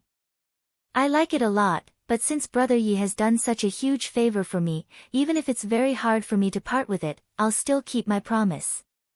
With that, Chu Hongguang reclined in his leather seat and added, Brother Yi, you know very well that this property is indeed priceless. However, you'll be one of us very soon. Let's not be calculative since we're going to be a family. I will never let you suffer losses. Then, as long as you give me 70% of the value of this property, the house belongs to you. Chu Hongguang spoke with eagerness. After hearing what Chu Hongguang said, Yi Wanwan's eyes lit up. Chu Hongguang was a famous and sly old fox indeed. Previously, during her negotiations, her intention was to own this property, but now, he changed his mind and wanted to sell it to her. This sly old fox, Chu Hongguang. There's no way he didn't know that 70% of the price is still an astronomical price tag to an ordinary person. Liked it? Take a second to support novels on Patreon.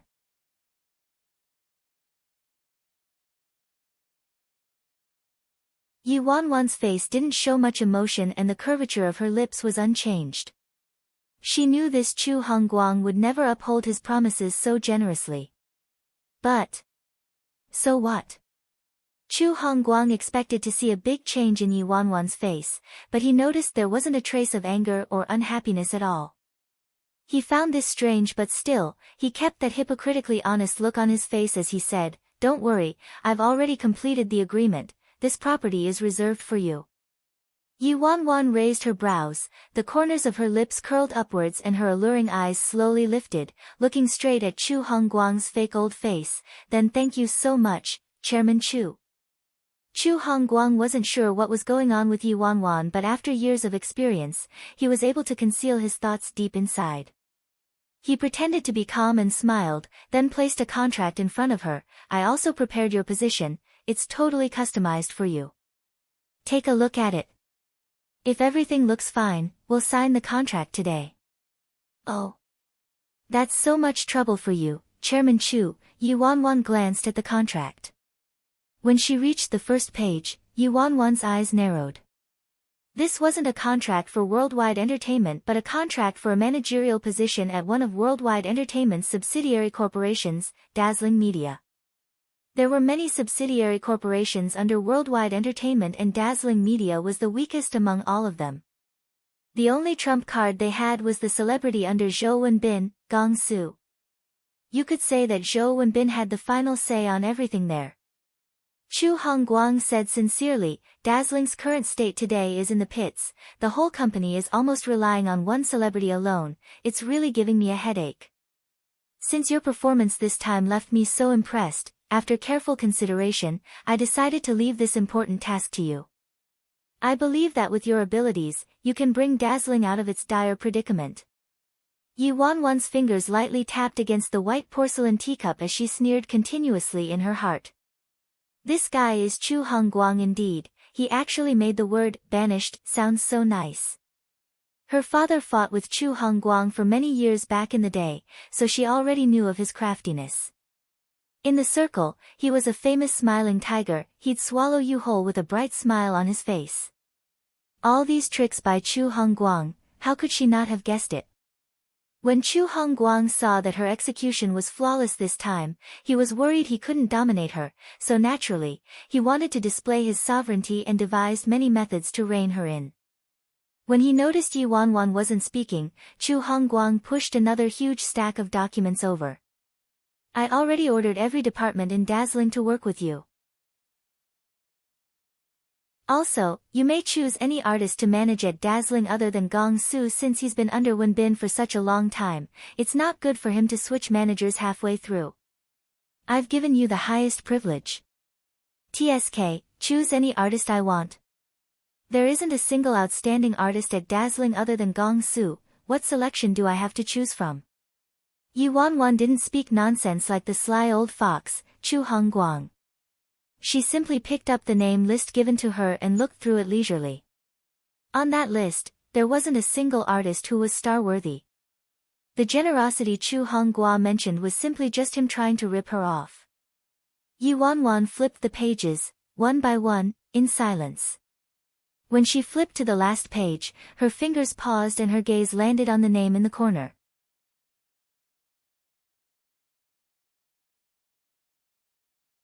Luo Chen. His masterpiece was Terrifying Dragon. Yi Wanwan seemed to have a positive impression of Luo Chen since she loved martial arts and obviously watched the classic drama series, Terrifying Dragon. If she remembered correctly, Luo Chen debuted 3 years ago and played the role of a big boss villain in Terrifying Dragon, and exploded with popularity overnight. With such a high starting point and his extremely good looks, everything should have gone smoothly for him, but there seemed to be no news of him after his debut. The acting experience stated in Luo Chen's resume was beyond pathetic. Other than Terrifying Dragon, which was his only notable work, he didn't even play a minor character in any show after having been in the industry for 3 years. The only highlight on his resume was the photo of himself. In the photo, with the sunset in the background, the teenager was sitting on a railing in a white t-shirt and jeans, looking into the distance. He had an extremely delicate face and his soft hair was slightly ruffled by the wind, his clear bright eyes filled with vitality. With his looks and classiness, he truly deserved the title, the citizen's first love. Such a pity that there wasn't any news about him for last 3 years. This person who was once called the citizen's first love was slowly forgotten by everyone. Logically speaking, it was impossible for an artist like him who had passed his prime to become famous within a short period of time and help Yi Wanwan land her first pot of gold. However, when Yi Wanwan saw Luo Chen's name, a smile flashed on her face. She already expected that Chu Hongguang wouldn't let her work at the main office and wouldn't let her go anywhere worthwhile. She already predicted that Chu Hongguang would exile her to the Baron, down-and-out Dazzling Media. And the first artiste Yi Wanwan spotted was Luo Chen. According to her memory, there would be a chance for Luo Chen to explode in popularity again sometime in the near future. As long as she grabbed hold of this opportunity, she'd be able to help Luo Chen rise again. But in her past life, Luo Chen missed this chance just like when he was 18 years old. He was tremendously popular for a moment then suddenly vanished without a trace. After that, Luo Chen's name never ever appeared again. But this time, she wouldn't allow Luo Chen to miss such a good opportunity. She would undoubtedly make Luo Chen's name spread across the entertainment industry once again. With that thought, Yi Wanwan pointed at Luo Chen's information and said directly, "I want him." Chu Hongguang looked at the person Yi Wanwan pointed out and a hint of surprise appeared on his face. "Are you sure?" Chu Hongguang was slightly surprised with Yi Wanwan's choice. There weren't many artistes in dazzling media who had potential, but the person Yi Wanwan chose was even more unattractive than the rest. Even he'd forgotten this person existed. "I'm sure," Yi Wanwan said firmly. Chu Hongguang saw she was very determined and he sneered in his heart. Before, when he witnessed her settling Han Xianyu's incident competently, he thought this Yi Bai was very capable, but from what he saw today, this person had horrible judgment. He hadn't even heard of this artist's name before. He seemed to be very popular from a martial arts series, but he didn't have any other notable works and had no exposure at all. He was just a pretty face without any substance. There were too many good-looking people in the entertainment industry and an overwhelming number of them had looks like his. This Yi Bai was still too young. He had an abundance of ambition but was still lacking in experience. Liked it? Take a second to support novels on Patreon.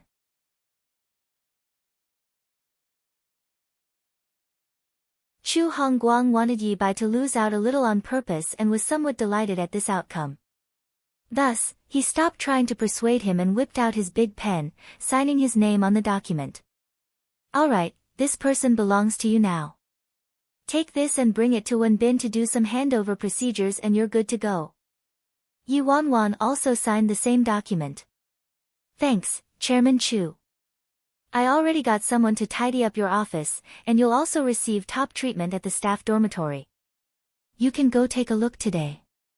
If there's anything unsatisfactory, do let me know." Chu Hongguang held his beer belly and placed a bunch of keys in front of Yi Wanwan, smiling. "Hee, Yi Bai, do your best. I have high expectations of you." Yi Wanwan took the keys and saw the gold-plated words. Grandview Park. Chu Hongguang didn't cheat her on this. It was indeed the best staff dormitory in worldwide. Many famous managers and stars lived there. Even Han Xianyu stayed there for a period of time before he was famous. "I shall stop by the dorm first, then I'll see how it goes from there after I've settled down." According to her observations, Si Han was just as he'd agreed. He didn't interfere with anything she did, but moving out of Jean Garden wasn't a trivial matter, so she didn't have much confidence in his reaction. After she left the worldwide building, Yi Wanwan tested the waters by sending a text to Si Han. "Baby, I went to worldwide today and got the job. If everything goes smoothly, I'll be able to start work tomorrow. But it's slightly inconvenient if I keep living at Jean Garden, so I think I'll be moving to the staff dorm." Usually, after she sent a text, Si Han would reply almost instantly, but this time, it was like throwing a rock into the big sea. After waiting for a long time without a reply, Yi Wanwan sent a text to Su Yi. "Housekeeper Su, what's Si Han doing? I just sent him a text, has he seen it?" After some time, Su Yi replied, He's in a meeting. He looked at his phone just now. I think he might have seen it." "My dear little grandaunt, what did you send him?" Although Su Yi didn't mention Si Han's reaction after reading the message, judging from Su Yi's tone, she could roughly guess. "He's probably furious." Yi Wanwan supported her head in her hand and let out a sigh. There was no other way. Managers usually didn't live too far from their artistes. Most of them even lived with the artistes so they could deal with anything that came up suddenly. It was way too inconvenient for her to live at Jean Garden. She had to move out sooner or later, so this step was unavoidable. I used roses last time. What should I use to coax him this time?" Yi Wanwan thought about it for a long time. She returned to Jean Garden, then went to the market to buy some things. After buying all the things she needed, Yi Wanwan noticed it was almost the end of the workday and headed to C Corporation again. The little secretary had a deep impression of him, her eyes sparkled the moment she saw him. Mr. Yi, you're looking for Chairman C. His meeting should be ending soon. I'll bring you upstairs. Yi Wanwan was almost blinded by that pair of eyes, burning with desire for gossip. The corners of her mouth twitched as she nodded politely. Thank you. After they went upstairs, the little secretary led him directly to the staff area opposite the meeting room to take a seat. Chairman C should be done soon. Why don't you wait here? Sure. Yi Wanwan nodded and placed the objects in her hands down. Then, she instinctively glanced towards the meeting room.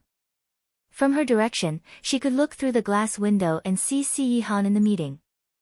The frosty Si Yihan was speaking to the people inside but seemed to notice her when his gaze paused at her for a moment. Yi Wanwan was about to wave, but Si Yihan already turned away. The little secretary obviously couldn't leave a VIP alone, so she accompanied Yi Wanwan while at the same time, sneakily sizing him up. The man's facial features were like a drawing, his skin was better than woman's, his flawless profile was simply like a piece of art. He was cupping his chin in his hand at this moment and looked towards the meeting room with a worried expression. The little secretary saw his expression and couldn't help but ask, Mr. Yi, I noticed you don't seem to be in a good mood today, did something happen? The teenager's eyes were fixed on the cool and elegant beauty in the room, and he sighed, Yeah, I'm not in a good mood. Your boss is being difficult. The little secretary.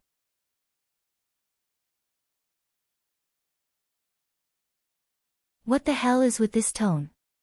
It's as if he's saying that his girlfriend is throwing a tantrum. My highly revered and immortal boss throws tantrums. The little secretary felt as though her view on life just came crashing down. Time crawled by and just like that, Yi Wanwan had waited outside the boardroom for almost 2 hours. The little secretary stretched her neck to glimpse into the meeting room from time to time and looked somewhat embarrassed. Mr. Su mentioned just now that the meeting would be ending soon. Why is it taking so long? Sorry Mr. Yi, they probably had some problems in the meeting. The boss isn't really throwing a tantrum, is he? After all, he actually ended the meeting earlier last time. It's fine, your work's more important, go and do your own things. You don't have to accompany me here, Yi Wanwan said good-naturedly. The little secretary did have a stack of work to complete. She left reluctantly. At the same time, in the meeting room, according to the schedule, the meeting should have ended way earlier. She wasn't sure why it was taking so long. Yi Wanwan looked at the darkening sky then glanced through the door at the never-ending meeting. Yi Wanwan couldn't take it any longer and decided to send a text to Si Yihan. What time will you be done? She was sure she saw Si Yihan glance at his phone while listening to his subordinate's report. However, he read the message and looked up without reacting to it. All Yi Wanwan could do was keep waiting. After some time, the meeting still hadn't ended so she sent another text, still not done? After sending so many text messages and not getting a reply, Yi Wanwan laid on the table and typed on her phone sluggishly, the cabbages I bought are almost rotten. When the sky was almost completely dark, Si Yihan finally walked out of the meeting room. The senior management was tortured so badly that they didn't even linger to gossip and dispersed immediately once they were out. They ran away faster than rabbits, only Su Yi had the courage to follow behind. Si Yihan strode forward with his long legs and didn't glance sideways at all. At the same time, he instructed Su Yi, book the next flight to Paris. Su Yi carefully glimpsed sideways at Yi Wanwan waiting at the side and didn't dare to delay. He quickly replied, Yes, I'll do it right away. Hearing his footsteps, Yi Wanwan saw that Si Yihan had finally come out, so she immediately stood up but the next instant, she heard Si Yihan would be going overseas. Yi Wanwan was stunned. She wanted to speak, but then a crash resounded. Since she stood up too quickly, everything in the big bag she was brought fell to the ground. There were vegetables, meat and ingredients for preparing a steamboat. Aside from this, there was also some toothbrush, towels and daily necessities, probably items she prepared for her move to the dormitory. After seeing the items on the ground, Si Yihan's expression became much colder. However, in the next second, he noticed that the daily necessities Yi Wanwan prepared, toothbrush, towel, bathrobe and slippers, were all in pairs. One set was in pink and the other set was in blue. Furthermore, they were all the brands he usually used. She probably got the servants at Jean Garden to prepare them for her. After he saw those sets of daily necessities, Si Han's face changed and he stopped in his tracks. Yi Wanwan bent down and picked up the things one by one. After that, she lifted her little face and mumbled, "Are you going overseas?" "I found a job, and I was planning to celebrate with you." The man pursed his lips and replied expressionlessly, "No, Su Yi's going." Su Yi, ha.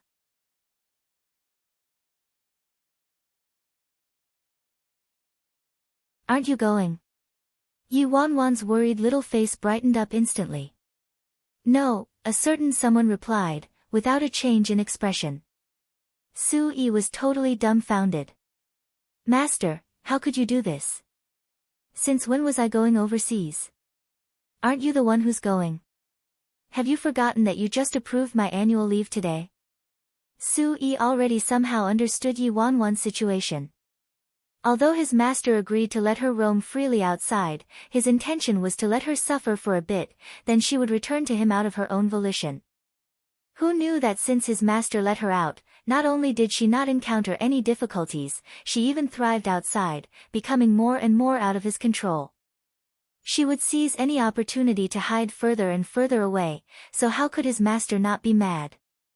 He initially thought that his master's fury would last longer this time, but it turned out this woman didn't plan on moving out herself, she even wanted to bring his master along. In the end, a certain housekeeper watched with a tear-stained face as a certain boss of his, who was supposed to be flying to Paris, followed Yi Wanwan to their new place. Just like that, he was forced to go overseas instead. Grandview Park, this is the place.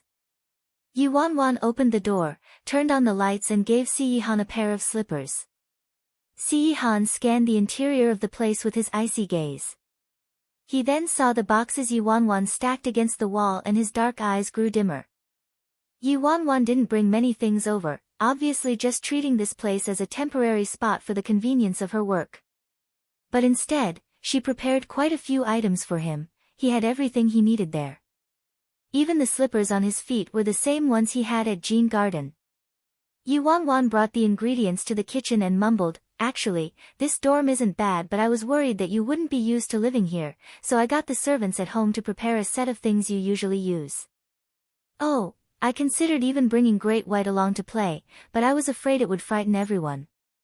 Thankfully, I won't be staying here often unless duty calls." "Oh right, baby, do you eat that?" Yi Wanwan was busy washing the vegetables when all of a sudden, something tightened around her waist and in the next second, she was forced into a warm embrace. At that moment, that familiar, distinct cool breath overpowered her and assaulted all her senses. Being hugged by him from the back without warning, Yi Wanwan blinked and stopped what she was doing. "What's wrong?" Behind her, he didn't say a word as he tightened his grip around her, planting cold kisses on her ear, her neck. Ding! Just at that moment, the doorbell suddenly rang. Yi Wanwan hurriedly turned her head and said, "There's someone at the door." The gloominess in Si Han's eyes bubbled up, obviously unhappy at being interrupted. "Be good. I'll go see who it is, it might be someone from the company." Today was her first day moving in, so only the company knew she was here. Did Chu Hongguang send someone over? Si Han rarely revealed his face outside, so nobody knew who he was. It wouldn't be a problem even if someone saw him. Thus, Yi Wanwan wasn't worried at all. After calming Si Han down, Yi Wanwan went to get the door. Coming, Yi Wanwan pulled open the door. The moment she opened the door, all she saw was that dazzling face and Yi Wanwan was taken aback. Han Xianyu. Liked it? Take a second to support novels on Patreon.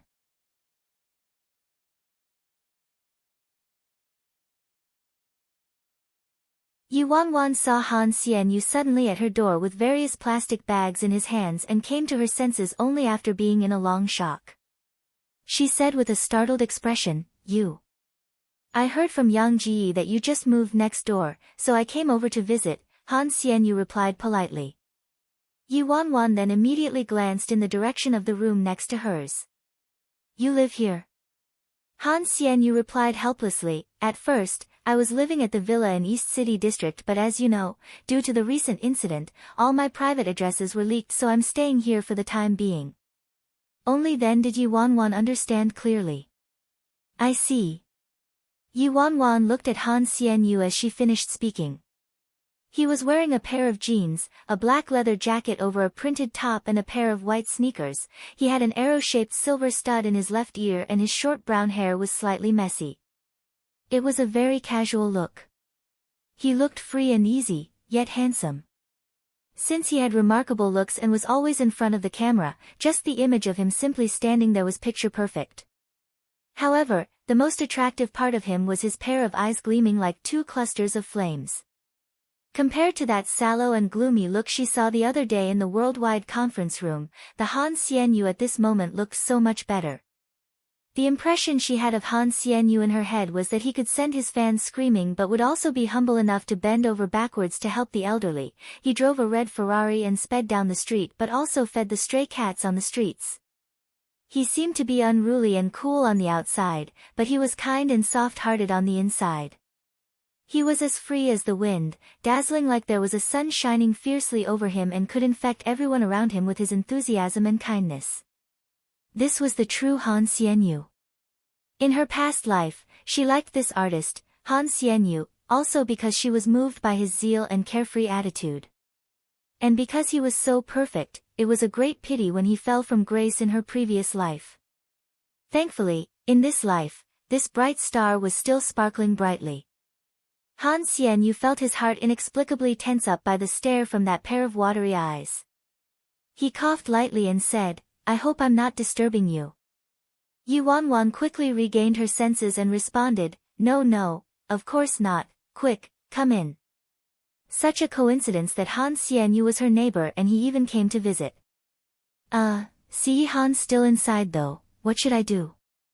But Han Xianyu's carrying so many things and he came over personally to pay me a visit, I can't just reject him, right? Yi Wanwan didn't have any other choice but to let him in. Thankfully, she was dressed as a man right now, so it was very safe.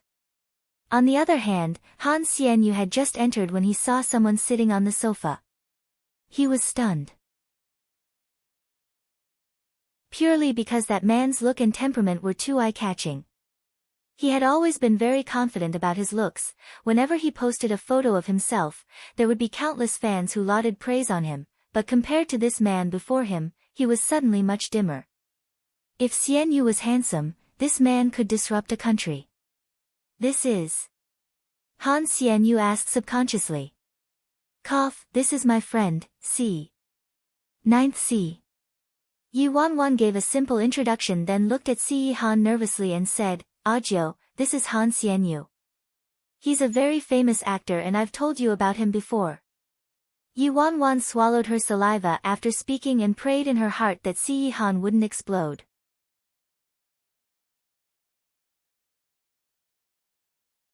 A second went by, 2 seconds went by, 3 seconds went by. Si Han's cold gaze paused at Han Xianyu for a brief moment before he finally said without expression, Hey. Han Xianyu nodded slightly, Hi. This guy's aura is too intimidating, the way he looks at me makes me shudder. Han Xianyu looked at Yi Wanwan and probed, Your friend, is someone in the industry as well? Seeing that Si Han didn't explode, Yi Wanwan heaved a sigh of relief and replied, No, he's not, he's a businessman. Han Xianyu nodded as if everything made sense. If he was someone in the industry, he would have been explosively popular with his dashing appearance. There was no way he hadn't seen him before. Yi Wanwan tried to be hospitable to her guest, Han Xianyu, and said, Make yourself at home, I just moved here today so everything's still unpacked. It's a little messy around here. What would you like to drink? I think I have plain water and I'll check if I have any tea leaves. Han Xianyu hurriedly said, You don't have to trouble yourself, plain water's fine. You did a great favor for me and I haven't had the chance to thank you yet. I was planning to treat you to a meal tonight, but you seem to have a guest. Yi Wanwan poured a glass of water for him. Mr. Han, you're too polite. I already mentioned before that you don't have to thank me. I know, but Chairman Chu is Chairman Chu and I am me, it's different. If it wasn't for you, I'm sure things would have turned out very differently. Han Xianyu concealed the shadows in his eyes. His gaze turned warmer when he looked at the teenager as he smiled. I've been thinking about how to thank you, but I haven't thought of a suitable way that wouldn't be too unobtrusive. How about I introduce a girlfriend to you? Yi Wanwan nearly stumbled and dropped the glass in her hands. She anxiously turned to look at a certain someone sitting on the sofa and quickly rejected the offer. Cough cough, no thanks, I've got a girlfriend already. And that person is sitting right there, all right. Han Xianyu thought to himself, he has a girlfriend already. Could it be that woman over the phone the other night? I see, all right then. Let me know when you're free. I must treat you to dinner. Han Xianyu was very firm on that. Even though it was dressed as a man right now, if Yi Wanwan agreed to another man's invitation in front of Si Han, she'd still be courting death.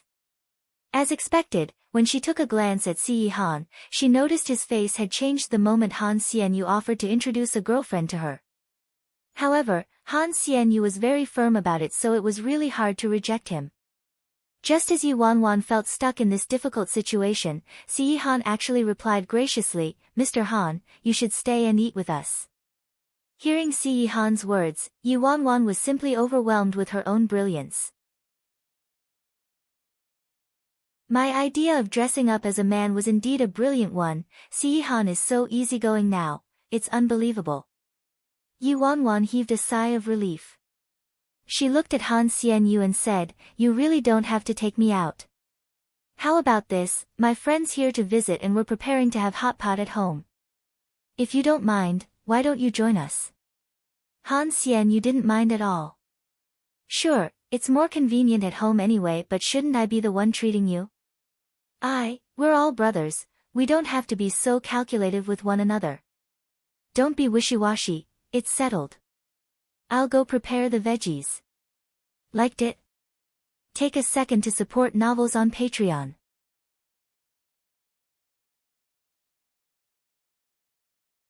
As Si Han's phone suddenly rang, he stood up and walked to the balcony to take the call. Han Xianyu didn't have the air of an entitled superstar. He felt embarrassed he wasn't doing anything to help, so he headed to the kitchen to lend Yi Wanwan a hand. But what he saw was the teenager's sleeves casually rolled up with the water flowing on his frosty white skin. Han Xianyu felt lost in another world. This Yi Bai, not only does he have the looks, even his figure is more stunning than a woman's. This kind of guy who looked better than most women was very trendy the past few years in the entertainment industry. Fresh meat in the industry usually brought shame to many women. There were some guys like this by his side already, but none of them was like Yi Bai. Those deliberately manufactured and so-called pretty boys were like fake plastic flowers. Their behavior and actions were all pretentious, but Yi Bai was like an oasis in the desert of an unbroken chain of dunes, her ingeniousness and willfulness able to blow out the fires of the world. Han Xianyu caught himself staring in a daze at that man. He quickly shook his head and returned to his senses and said, let me help you. After speaking, he took the vegetables by the side, started washing them and said, Mr. Yi, I heard you signed on to Worldwide. Don't keep calling me Mr. Yi, it sounds so awkward. Just call me by my name. Yi Wanwan didn't bother hiding the truth and replied honestly, yes, I did sign with Worldwide and completed the agreement with Chairman Chu today. Han Xianyu always wondered what conditions Yi Bai discussed with Chairman Chu previously, so it was a chance to work with Worldwide. Only looking at Yi Bai's exceptional personality and appearance, he would make a great artiste, but with his competence, it wasn't strange that he'd chosen to be a manager. Han Xian knew that it even suited him better. Mr. Y.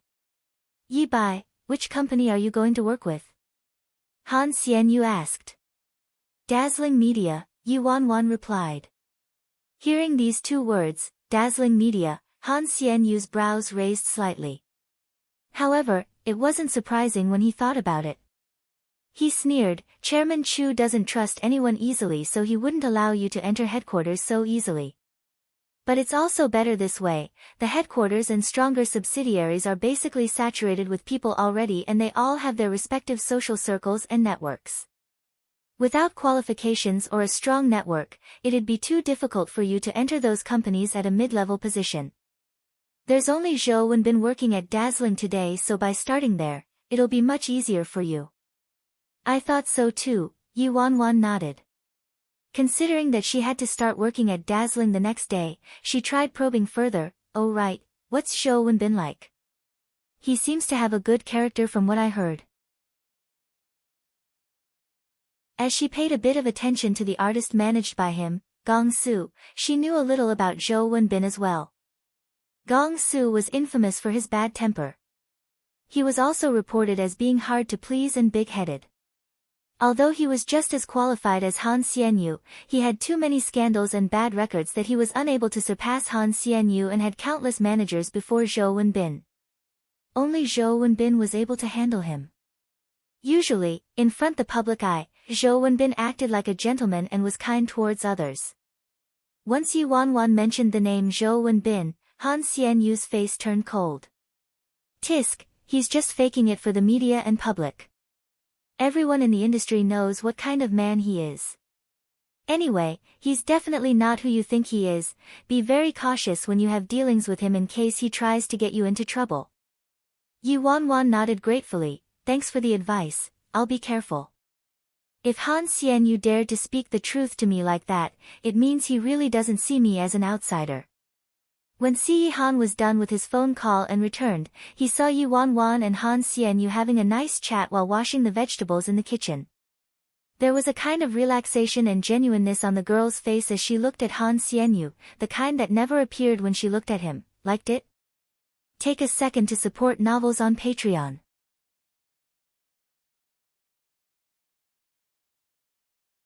The three of them sat around the table. Han Xianyu sat at one side while Yi Wanwan and Si Han sat opposite. Han Xianyu felt like something was amiss and said, "Do you guys want some wine? I have a bottle of exquisite wine at my place." Yi Wanwan knew Si Han didn't like her drinking. She subconsciously glanced at Si Han and replied, "Sorry, I don't drink. How about the two of you go ahead?" Han Xianyu was a little disappointed, but he didn't force Yi Wanwan and turned to the man sitting opposite and asked, "Mr. Si, can you hold your liquor well?" Si Han seemed distracted with a thin layer of frost covering his face and seemed somewhat distant as he replied plainly, "I'm not bad." "Sure, I'll go get the wine, the two of us shall drink." Han Xianyu returned with a bottle of red wine very quickly. "This bottle of Romani Conti was gifted by my friend from France. It's really hard to get. I've been reluctant to open it since he gave it to me." "Yi Bai, you really don't want some? Anyway, you're at home. It's fine even if you get drunk." Han Xianyu tried persuading her. Yi Wanwan sighed, "My girlfriend doesn't really like me drinking." Han Xianyu broke into laughter, "She's so strict. She's not even here now, you're so obedient." Yi Wanwan, "Problem is that she's right here, right now, okay?" Han Xianyu teased her before the three of them started chatting, drinking and eating hot pot. Although it was indeed a little weird to have red wine paired with hot pot, what was important was the atmosphere, and the three of them didn't seem to mind at all. During the meal, most of the talking was done by Han Xianyu and Yi Bai. The person next to Yi Bai had very little to say and didn't eat much as well. He drank most of the time and only ate when Yi Bai placed some dishes in his bowl. The man twirled the glass of red wine lightly with his slender fingers. Judging by his actions, Han Xianyu felt this friend of Yi Bai's didn't come from a simple background and had a high status. His movements could only be formed if he had mixed in environments of nobility for a long time. It was a big difference compared to artistes who were specially trained to act this way in front of the public. The man's other arm rested naturally on the backrest of Yi Bai's chair. Only Yi Bai and Han Xianyu conversed the whole time. The man didn't say a single word, yet there was an inexplicable feeling hovering between the man and Yi Bai, a kind of feeling that outsiders would never be able to replicate. "Ajio, eat some more. Why do you only keep drinking?" Han Xianyu, why are you also eating so little? Yi Wanwan, whose head was buried in her bowl and ate non-stop, realized that she seemed to be the only one eating. Si Han didn't even take any food for himself while Han Xianyu only had a few pieces of vegetables. Han Xianyu replied helplessly, everyone working in the industry is like this, we have to watch our diet. Yi Wanwan suddenly rejoiced for choosing to be a manager instead. Your job's not easy at all, you can't even eat your fill. Han Xianyu shrugged, no choice, everyone says you look 5 kilograms fatter on screen. If you want to look good on television, you have to be skinnier than the average person. Those skinny artistes that people usually see on television are actually as skinny as twigs in real life. Yi Wanwan nodded continuously, you're like that too, still dieting when you're already so skinny. The two of them were chatting away when someone's phone suddenly rang. It was Si Yihan's phone. Si Yihan placed his glass of wine down and raised the phone to his ear, hello. Si Yihan didn't speak for a while. After listening to the caller for a bit, he replied in a low and hoarse voice, call Director Jiang to head over first. I'll be there soon. Liked it? Take a second to support novels on Patreon.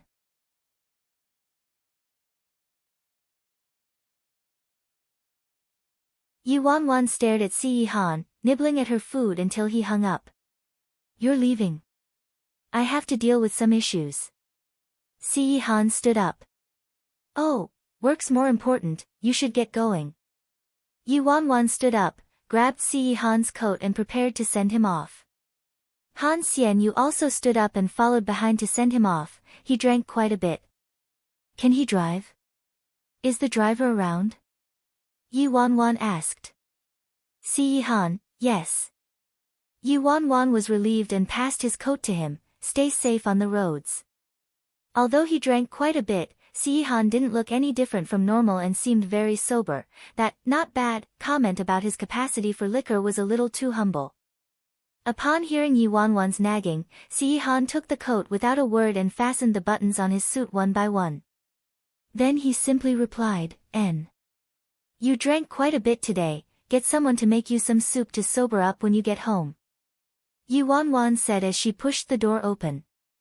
Si Yihan stared at her and didn't say anything.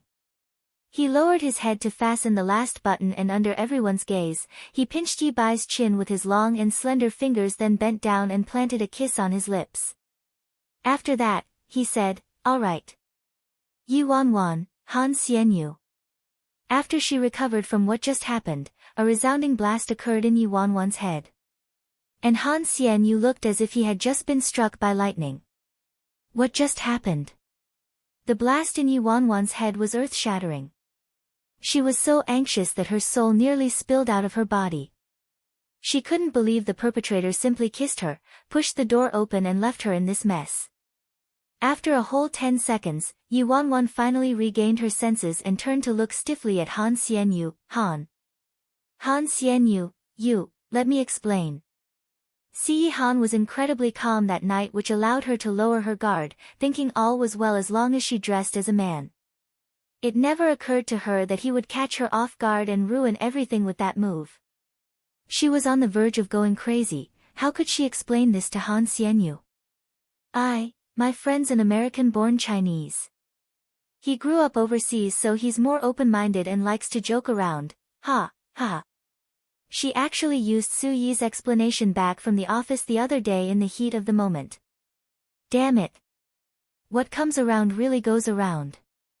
As for Han Xianyu's reaction to this explanation, more open-minded? Likes to joke around? Sure. Your friend's obviously not the jovial type. Even if he is, kissing another man before leaving isn't really considered a joke, is it? Yi Wanwan knew her explanation was quite ridiculous, but she could only muster up her courage and continue. He's like that whenever he's drunk. He likes to joke, and sometimes I'll even call him baby. There were 2 guys in my dorm before who kept hugging each other in order to attract girls' attention, one big group of men pouncing on one another, even crazier than gay guys. It was really hard to watch. Han Xianyu listened to Yi Wanwan as she went on this rant with a straight face. He was convinced. He thought Yi Wanwan's explanation was logical but also felt like something wasn't right somewhere. Oh, I see. Yi Wanwan immediately replied, of course I'm a straight guy. I have a girlfriend. Han Xianyu looked sideways at Yi Bai and swallowed the words on the tip of his tongue. Even if you're straight, that friend of yours doesn't really look like he is. Liked it? Take a second to support novels on Patreon.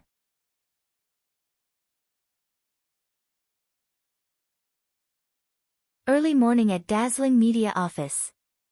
The office at the end of the top floor had a very lavish interior. There were a few medieval oil paintings and a vintage animal horn hung on the wall, and a gorgeous enamel flower vase on the table reflected the splendor of the sun's rays. Zhou Wenbin had a cup of black coffee in his hand and lay comfortably on his genuine leather sofa, looking very content. The man donned a custom-made Armani suit and wore a limited edition Patek Philippe watch on his wrist. His hair was neat and shiny. Even though he was already past middle age, over 40 years old, he maintained his image well and looked to be in his early 30s at most. At this moment, there was someone sitting opposite Zhou Wenbin. He had on a slightly old white t-shirt and washed jeans, simple black hair and a clean face without any makeup. His back faced the sun. In the shadows, you could see his immaculate face, delicately carved out by the creator. But his eyes were dim, his thin lips were pale and a cold aura emanated from his entire being. Zhou Wenbin took a leisurely sip of his coffee and looked straight into the other guy's eyes with determination. Luo Chen, what do you think? Have you decided? Luo Chen's figure was unusually frail but his back was upright. When he heard this, his stiff back shuddered slightly and his eyes were ice-cold, but very quickly, that cold light was engulfed by the gloominess in his eyes, revealing desperation and defeat. At this moment, there was a dong dong dong. Someone knocked on the door and interrupted the dead silence in the room. A plump man in a gray suit rushed inside with his head covered in sweat. He exclaimed in anxiety once he saw Zhou Wenbin. Director Zhou, we're in trouble. The elegant and relaxed Zhou Wenbin furrowed his brows from being interrupted and he turned to the intruder unhappily. It's so early in the morning, what are you shouting about? The fatty replied anxiously, Director Zhou, the top boss didn't even call to let us know and suddenly sent a new manager over. He'll be coming over today and we all have to cooperate with him. What do you think Chairman Chu meant by this? Although Dazzling was at the bottom of the list of subsidiaries owned by Worldwide, it was, after all, still under the banner of Worldwide. As the saying goes, he who leans on a good tree will have a good shade. Compared to the other smaller firms, they were still much better. It wasn't an easy task to enter Dazzling as either an artist or manager. You had to have relevant work experience and educational background, not to mention you had to overcome all challenges presented during the interview. Only after passing these tests could you be a part of Dazzling. It was quite demanding. The main point was that Zhou Wenbin was the boss. Whoever wanted to enter the company had to first get his nod of approval, in addition to approval from the managers. A new manager coming over so suddenly with such extensive privileges, nobody could accept this, especially not somebody entering Zhou Wenbin's faction, so this attracted quite a bit of attention. Zhou Wenbin narrowed his eyes and a gloominess came over his face as he sneered, that Yi Bai guy. The fatty nodded continuously, right. That's his name. Director Zhou, you knew about it? Zhou Wenbin seemed to be deep in thought as his face contorted even further. He's just a greenhorn. You think he can succeed when he's in my territory? Just go about doing what you need to do. Stop making a big fuss out of every little thing. Ha, this brat. I didn't expect him to actually use Gao Feng from Mars Weekly to shift the public's opinion. In the end, he really cleared Han Xianyu's name and ruined my plans. Liked it? Take a second to support novels on Patreon.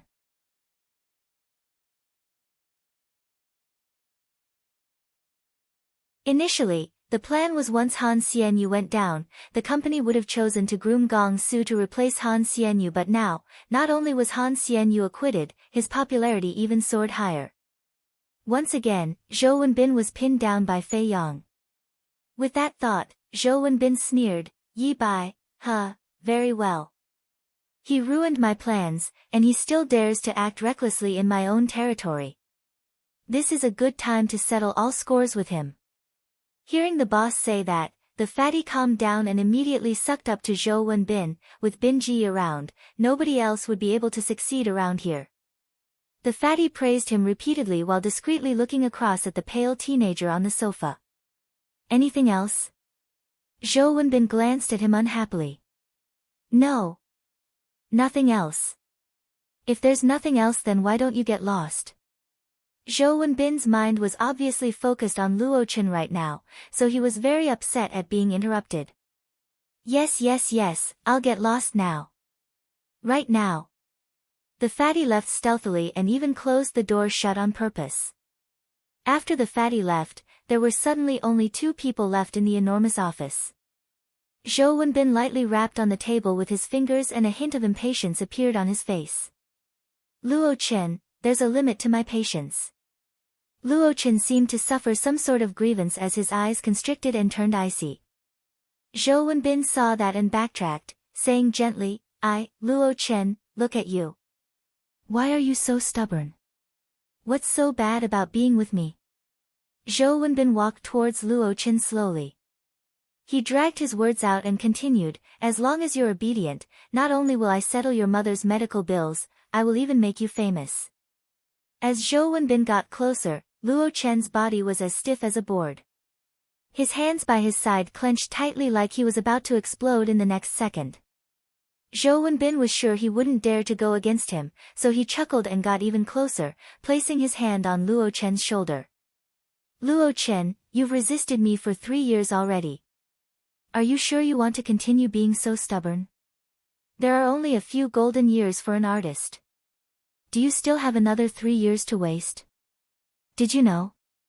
If you cooperated with me earlier, with your caliber, you should have almost the same standing as Gong Su in the entertainment industry by now. Who knows, you might have even surpassed Han Xianyu. Zhou Wenbin wheedled, but Luo Chen's thin lips were pursed tightly. He refused to speak. Seeing that his lips were pursed so tightly, not letting even a drop of oil or grain of salt get between them, Zhou Wenbin snorted, his tone full of mockery, Luo Chen, don't tell me you think you can endure until the end of your contract and leave me right after. Zhou Wenbin sighed and shook his head sympathetically. You're really a naive and silly kid. I can help you while you're with Worldwide, but you think that after leaving Worldwide I'd allow you to have a chance to succeed? There was finally some change in Luo Chen's face as he spoke with an unusually hoarse voice. What should I do, for you to let me off? Zhou Wenbin's fingers slowly slid down Luo Chen's slim neck and his breathing got heavier. Luo Chen, you're a smart guy. You know very well what I want, don't you? And I, Zhou Wenbin, will get what I want. I am not gay. Luo Chen raised his voice, enunciating each word carefully. Liked it? Take a second to support novels on Patreon.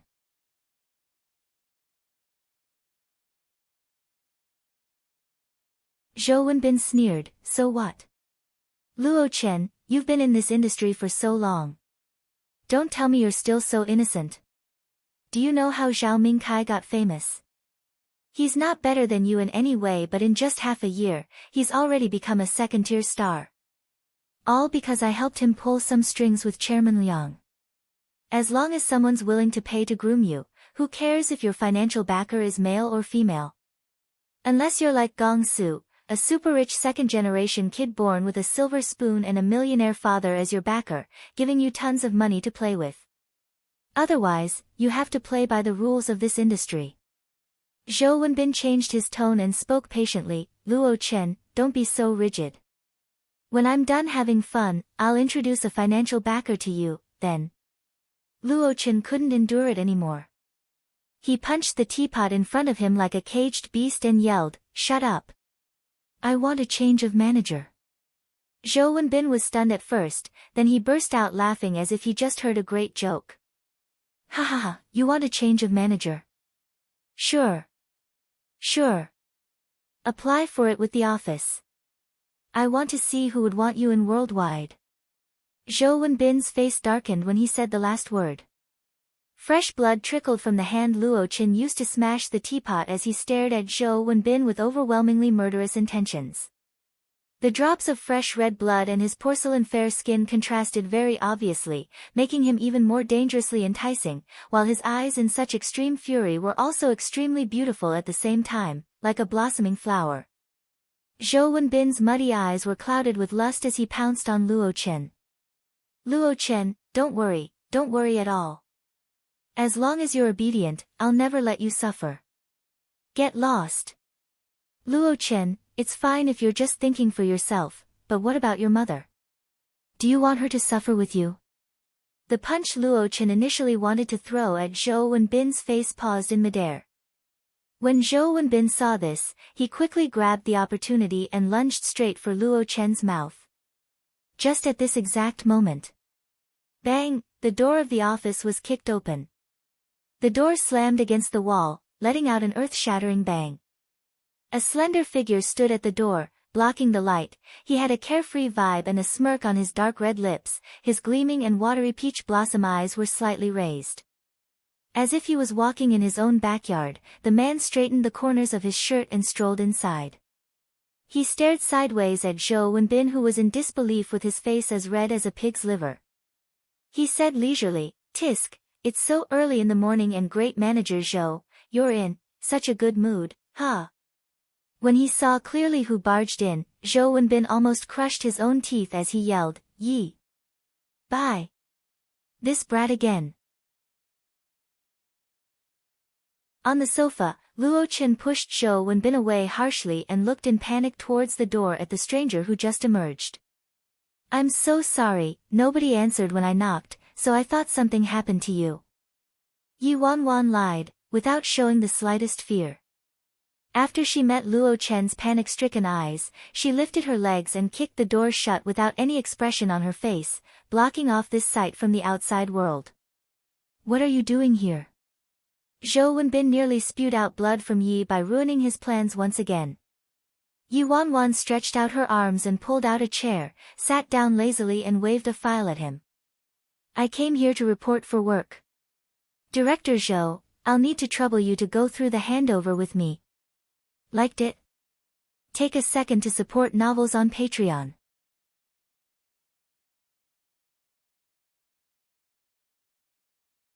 Zhou Wenbin straightened his collar and walked over, holding in his anger.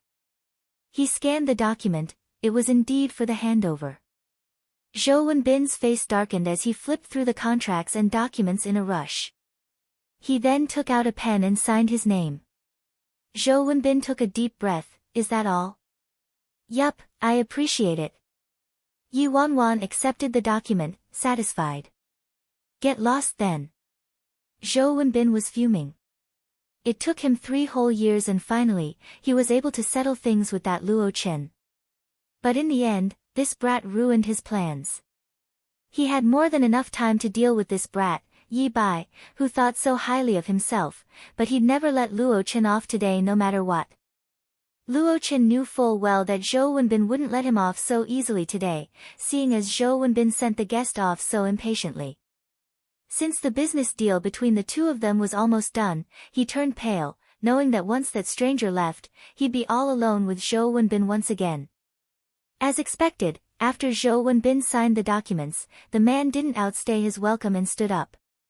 It was as if Luo Qin fell into an ice cave. His heart sank the ground. However, the moment the man stood up, that pair of dazzling eyes looked towards him. He heard the man speaking in his direction. "You're Luo Qin.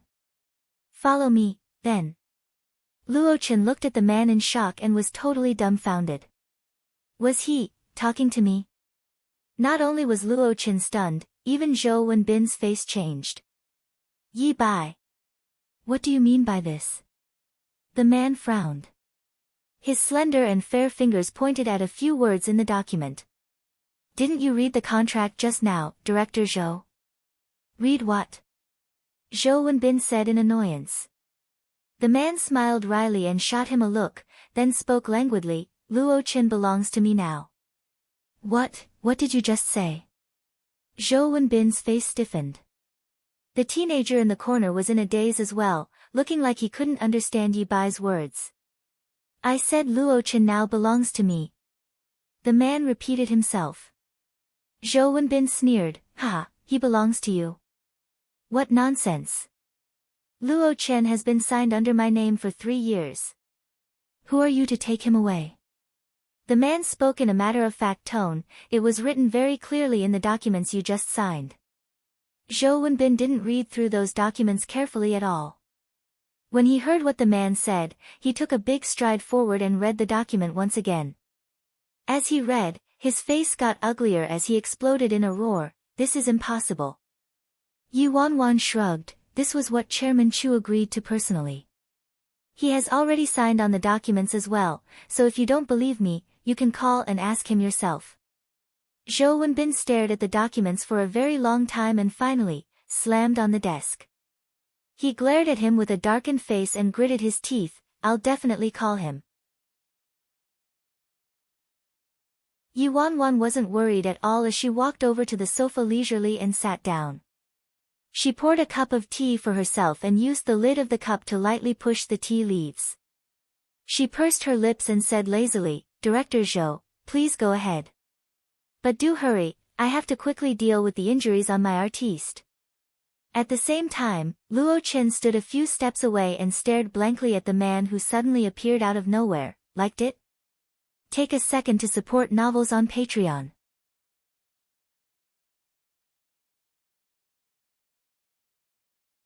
Hearing Yi Bai call Luo Chen, my artiste, right in his face with such arrogance, Zhou Wenbin simmered with rage. Nobody dared to defy him at Dazzling all these years, so how could a little brat like this step over him and disrespect him like this? Thus, he called Chairman Chu on the spot and even turned on the video. Zhou Wenbin was the top manager at Dazzling Media. 90% of Dazzling's revenue came from the artistes under him. Just Gong Su alone was enough to secure his position, so his words definitely held weight at headquarters. He was a veteran at the company while this clown was just a young manager who just entered. It wasn't hard to guess whose side Chu Hongguang would stand on. The glimmer of hope just ignited in Luo Chen was once again extinguished by a pail of cold water. Hello, Chairman Chu. Have you met Yi Bai? Have you finished the handover? In the video call, Chairman Chu was seated in the big mahogany chair in his office. Zhou Wenbin looked coldly towards Yi Bai and said, he's here right now and I was about to bring this issue up. What is it?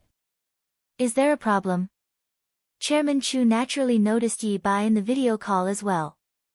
Chairman Chu, I reviewed the handover documents and the artiste he's chosen is someone under me. He's been with me for 3 years and our contract hasn't ended yet. I'm afraid it's against the rules to change hands halfway. Chu Hongguang thought for a brief moment. That Luo Chen guy. He's just an unpopular little artiste, just hand him over. How is this against the rules? Zhou Wenbin replied without a change in his expression, it's such a huge waste of the company's resources to spend it on a worthless artiste like him. I simply can't agree with Yi Bai's judgment. Hearing Zhou Wenbin's words, Luo Chen's pale and thin lips pressed together, yet that man, Yi Bai, still had that same relaxed look on his face. He looked at Zhou Wenbin coldly with a slight mockery in his eyes. He chose Luo Chen and I agreed to it as well. Chu Hongguang didn't look like he had any intention of changing his mind and it was obvious that he didn't care about wasting a few resources. A hint of darkness flashed in Zhou Wenbin's eyes like his heart had been shot by an arrow. He kept trying to persuade his boss, Chairman Chu, Yi Bai's breaking the company's regulations outright and causing other artistes with more potential to be bitterly disappointed. As the director, I really can't allow this to happen. Zhou Wenbin put on a facade that he was very understanding and was trying his best to resolve this matter. Chairman Chu, why don't we do it this way? I'll give him Lin Hao. Lin Hao was outstanding in his supporting role in the last movie he did and has gained a lot of popularity. Writing on this, it's not a problem for him to get to a B-list status. Zhou Wenbin sounded like he had the company's best interests at heart and seemed very generous. Nobody would suspect him of having the filthy intentions he really had. This Yi-bai has to try harder if he wants to take me on. Yi-bai, Wenbin wants to give Lin Hao to you. What do you think? Chu Hongguang looked at Yi-bai. A switch? Sure. Surprisingly, Yi Wanwan's attitude was very easygoing. Zhou Wenbin narrowed his eyes, he actually agreed to it so easily. He thought this Yi-bai would definitely complain about him to Chairman Chu, telling the boss how he forced himself onto Luo Chen just now. After listening to Yi-bai's words, Luo Chen's face turned blank. It was like his heart had come crashing down from a tall building. Liked it? Take a second to support novels on Patreon. You're tuning in to the Blissful Bookshelf YouTube channel. We're so grateful for your support, and don't forget to subscribe to join us on this incredible journey through captivating stories. Your generosity through donations truly makes a world of difference, as it's the primary source of revenue that allows me to expand and enhance this channel for you. Thank you from the bottom of my heart for being a part of this adventure.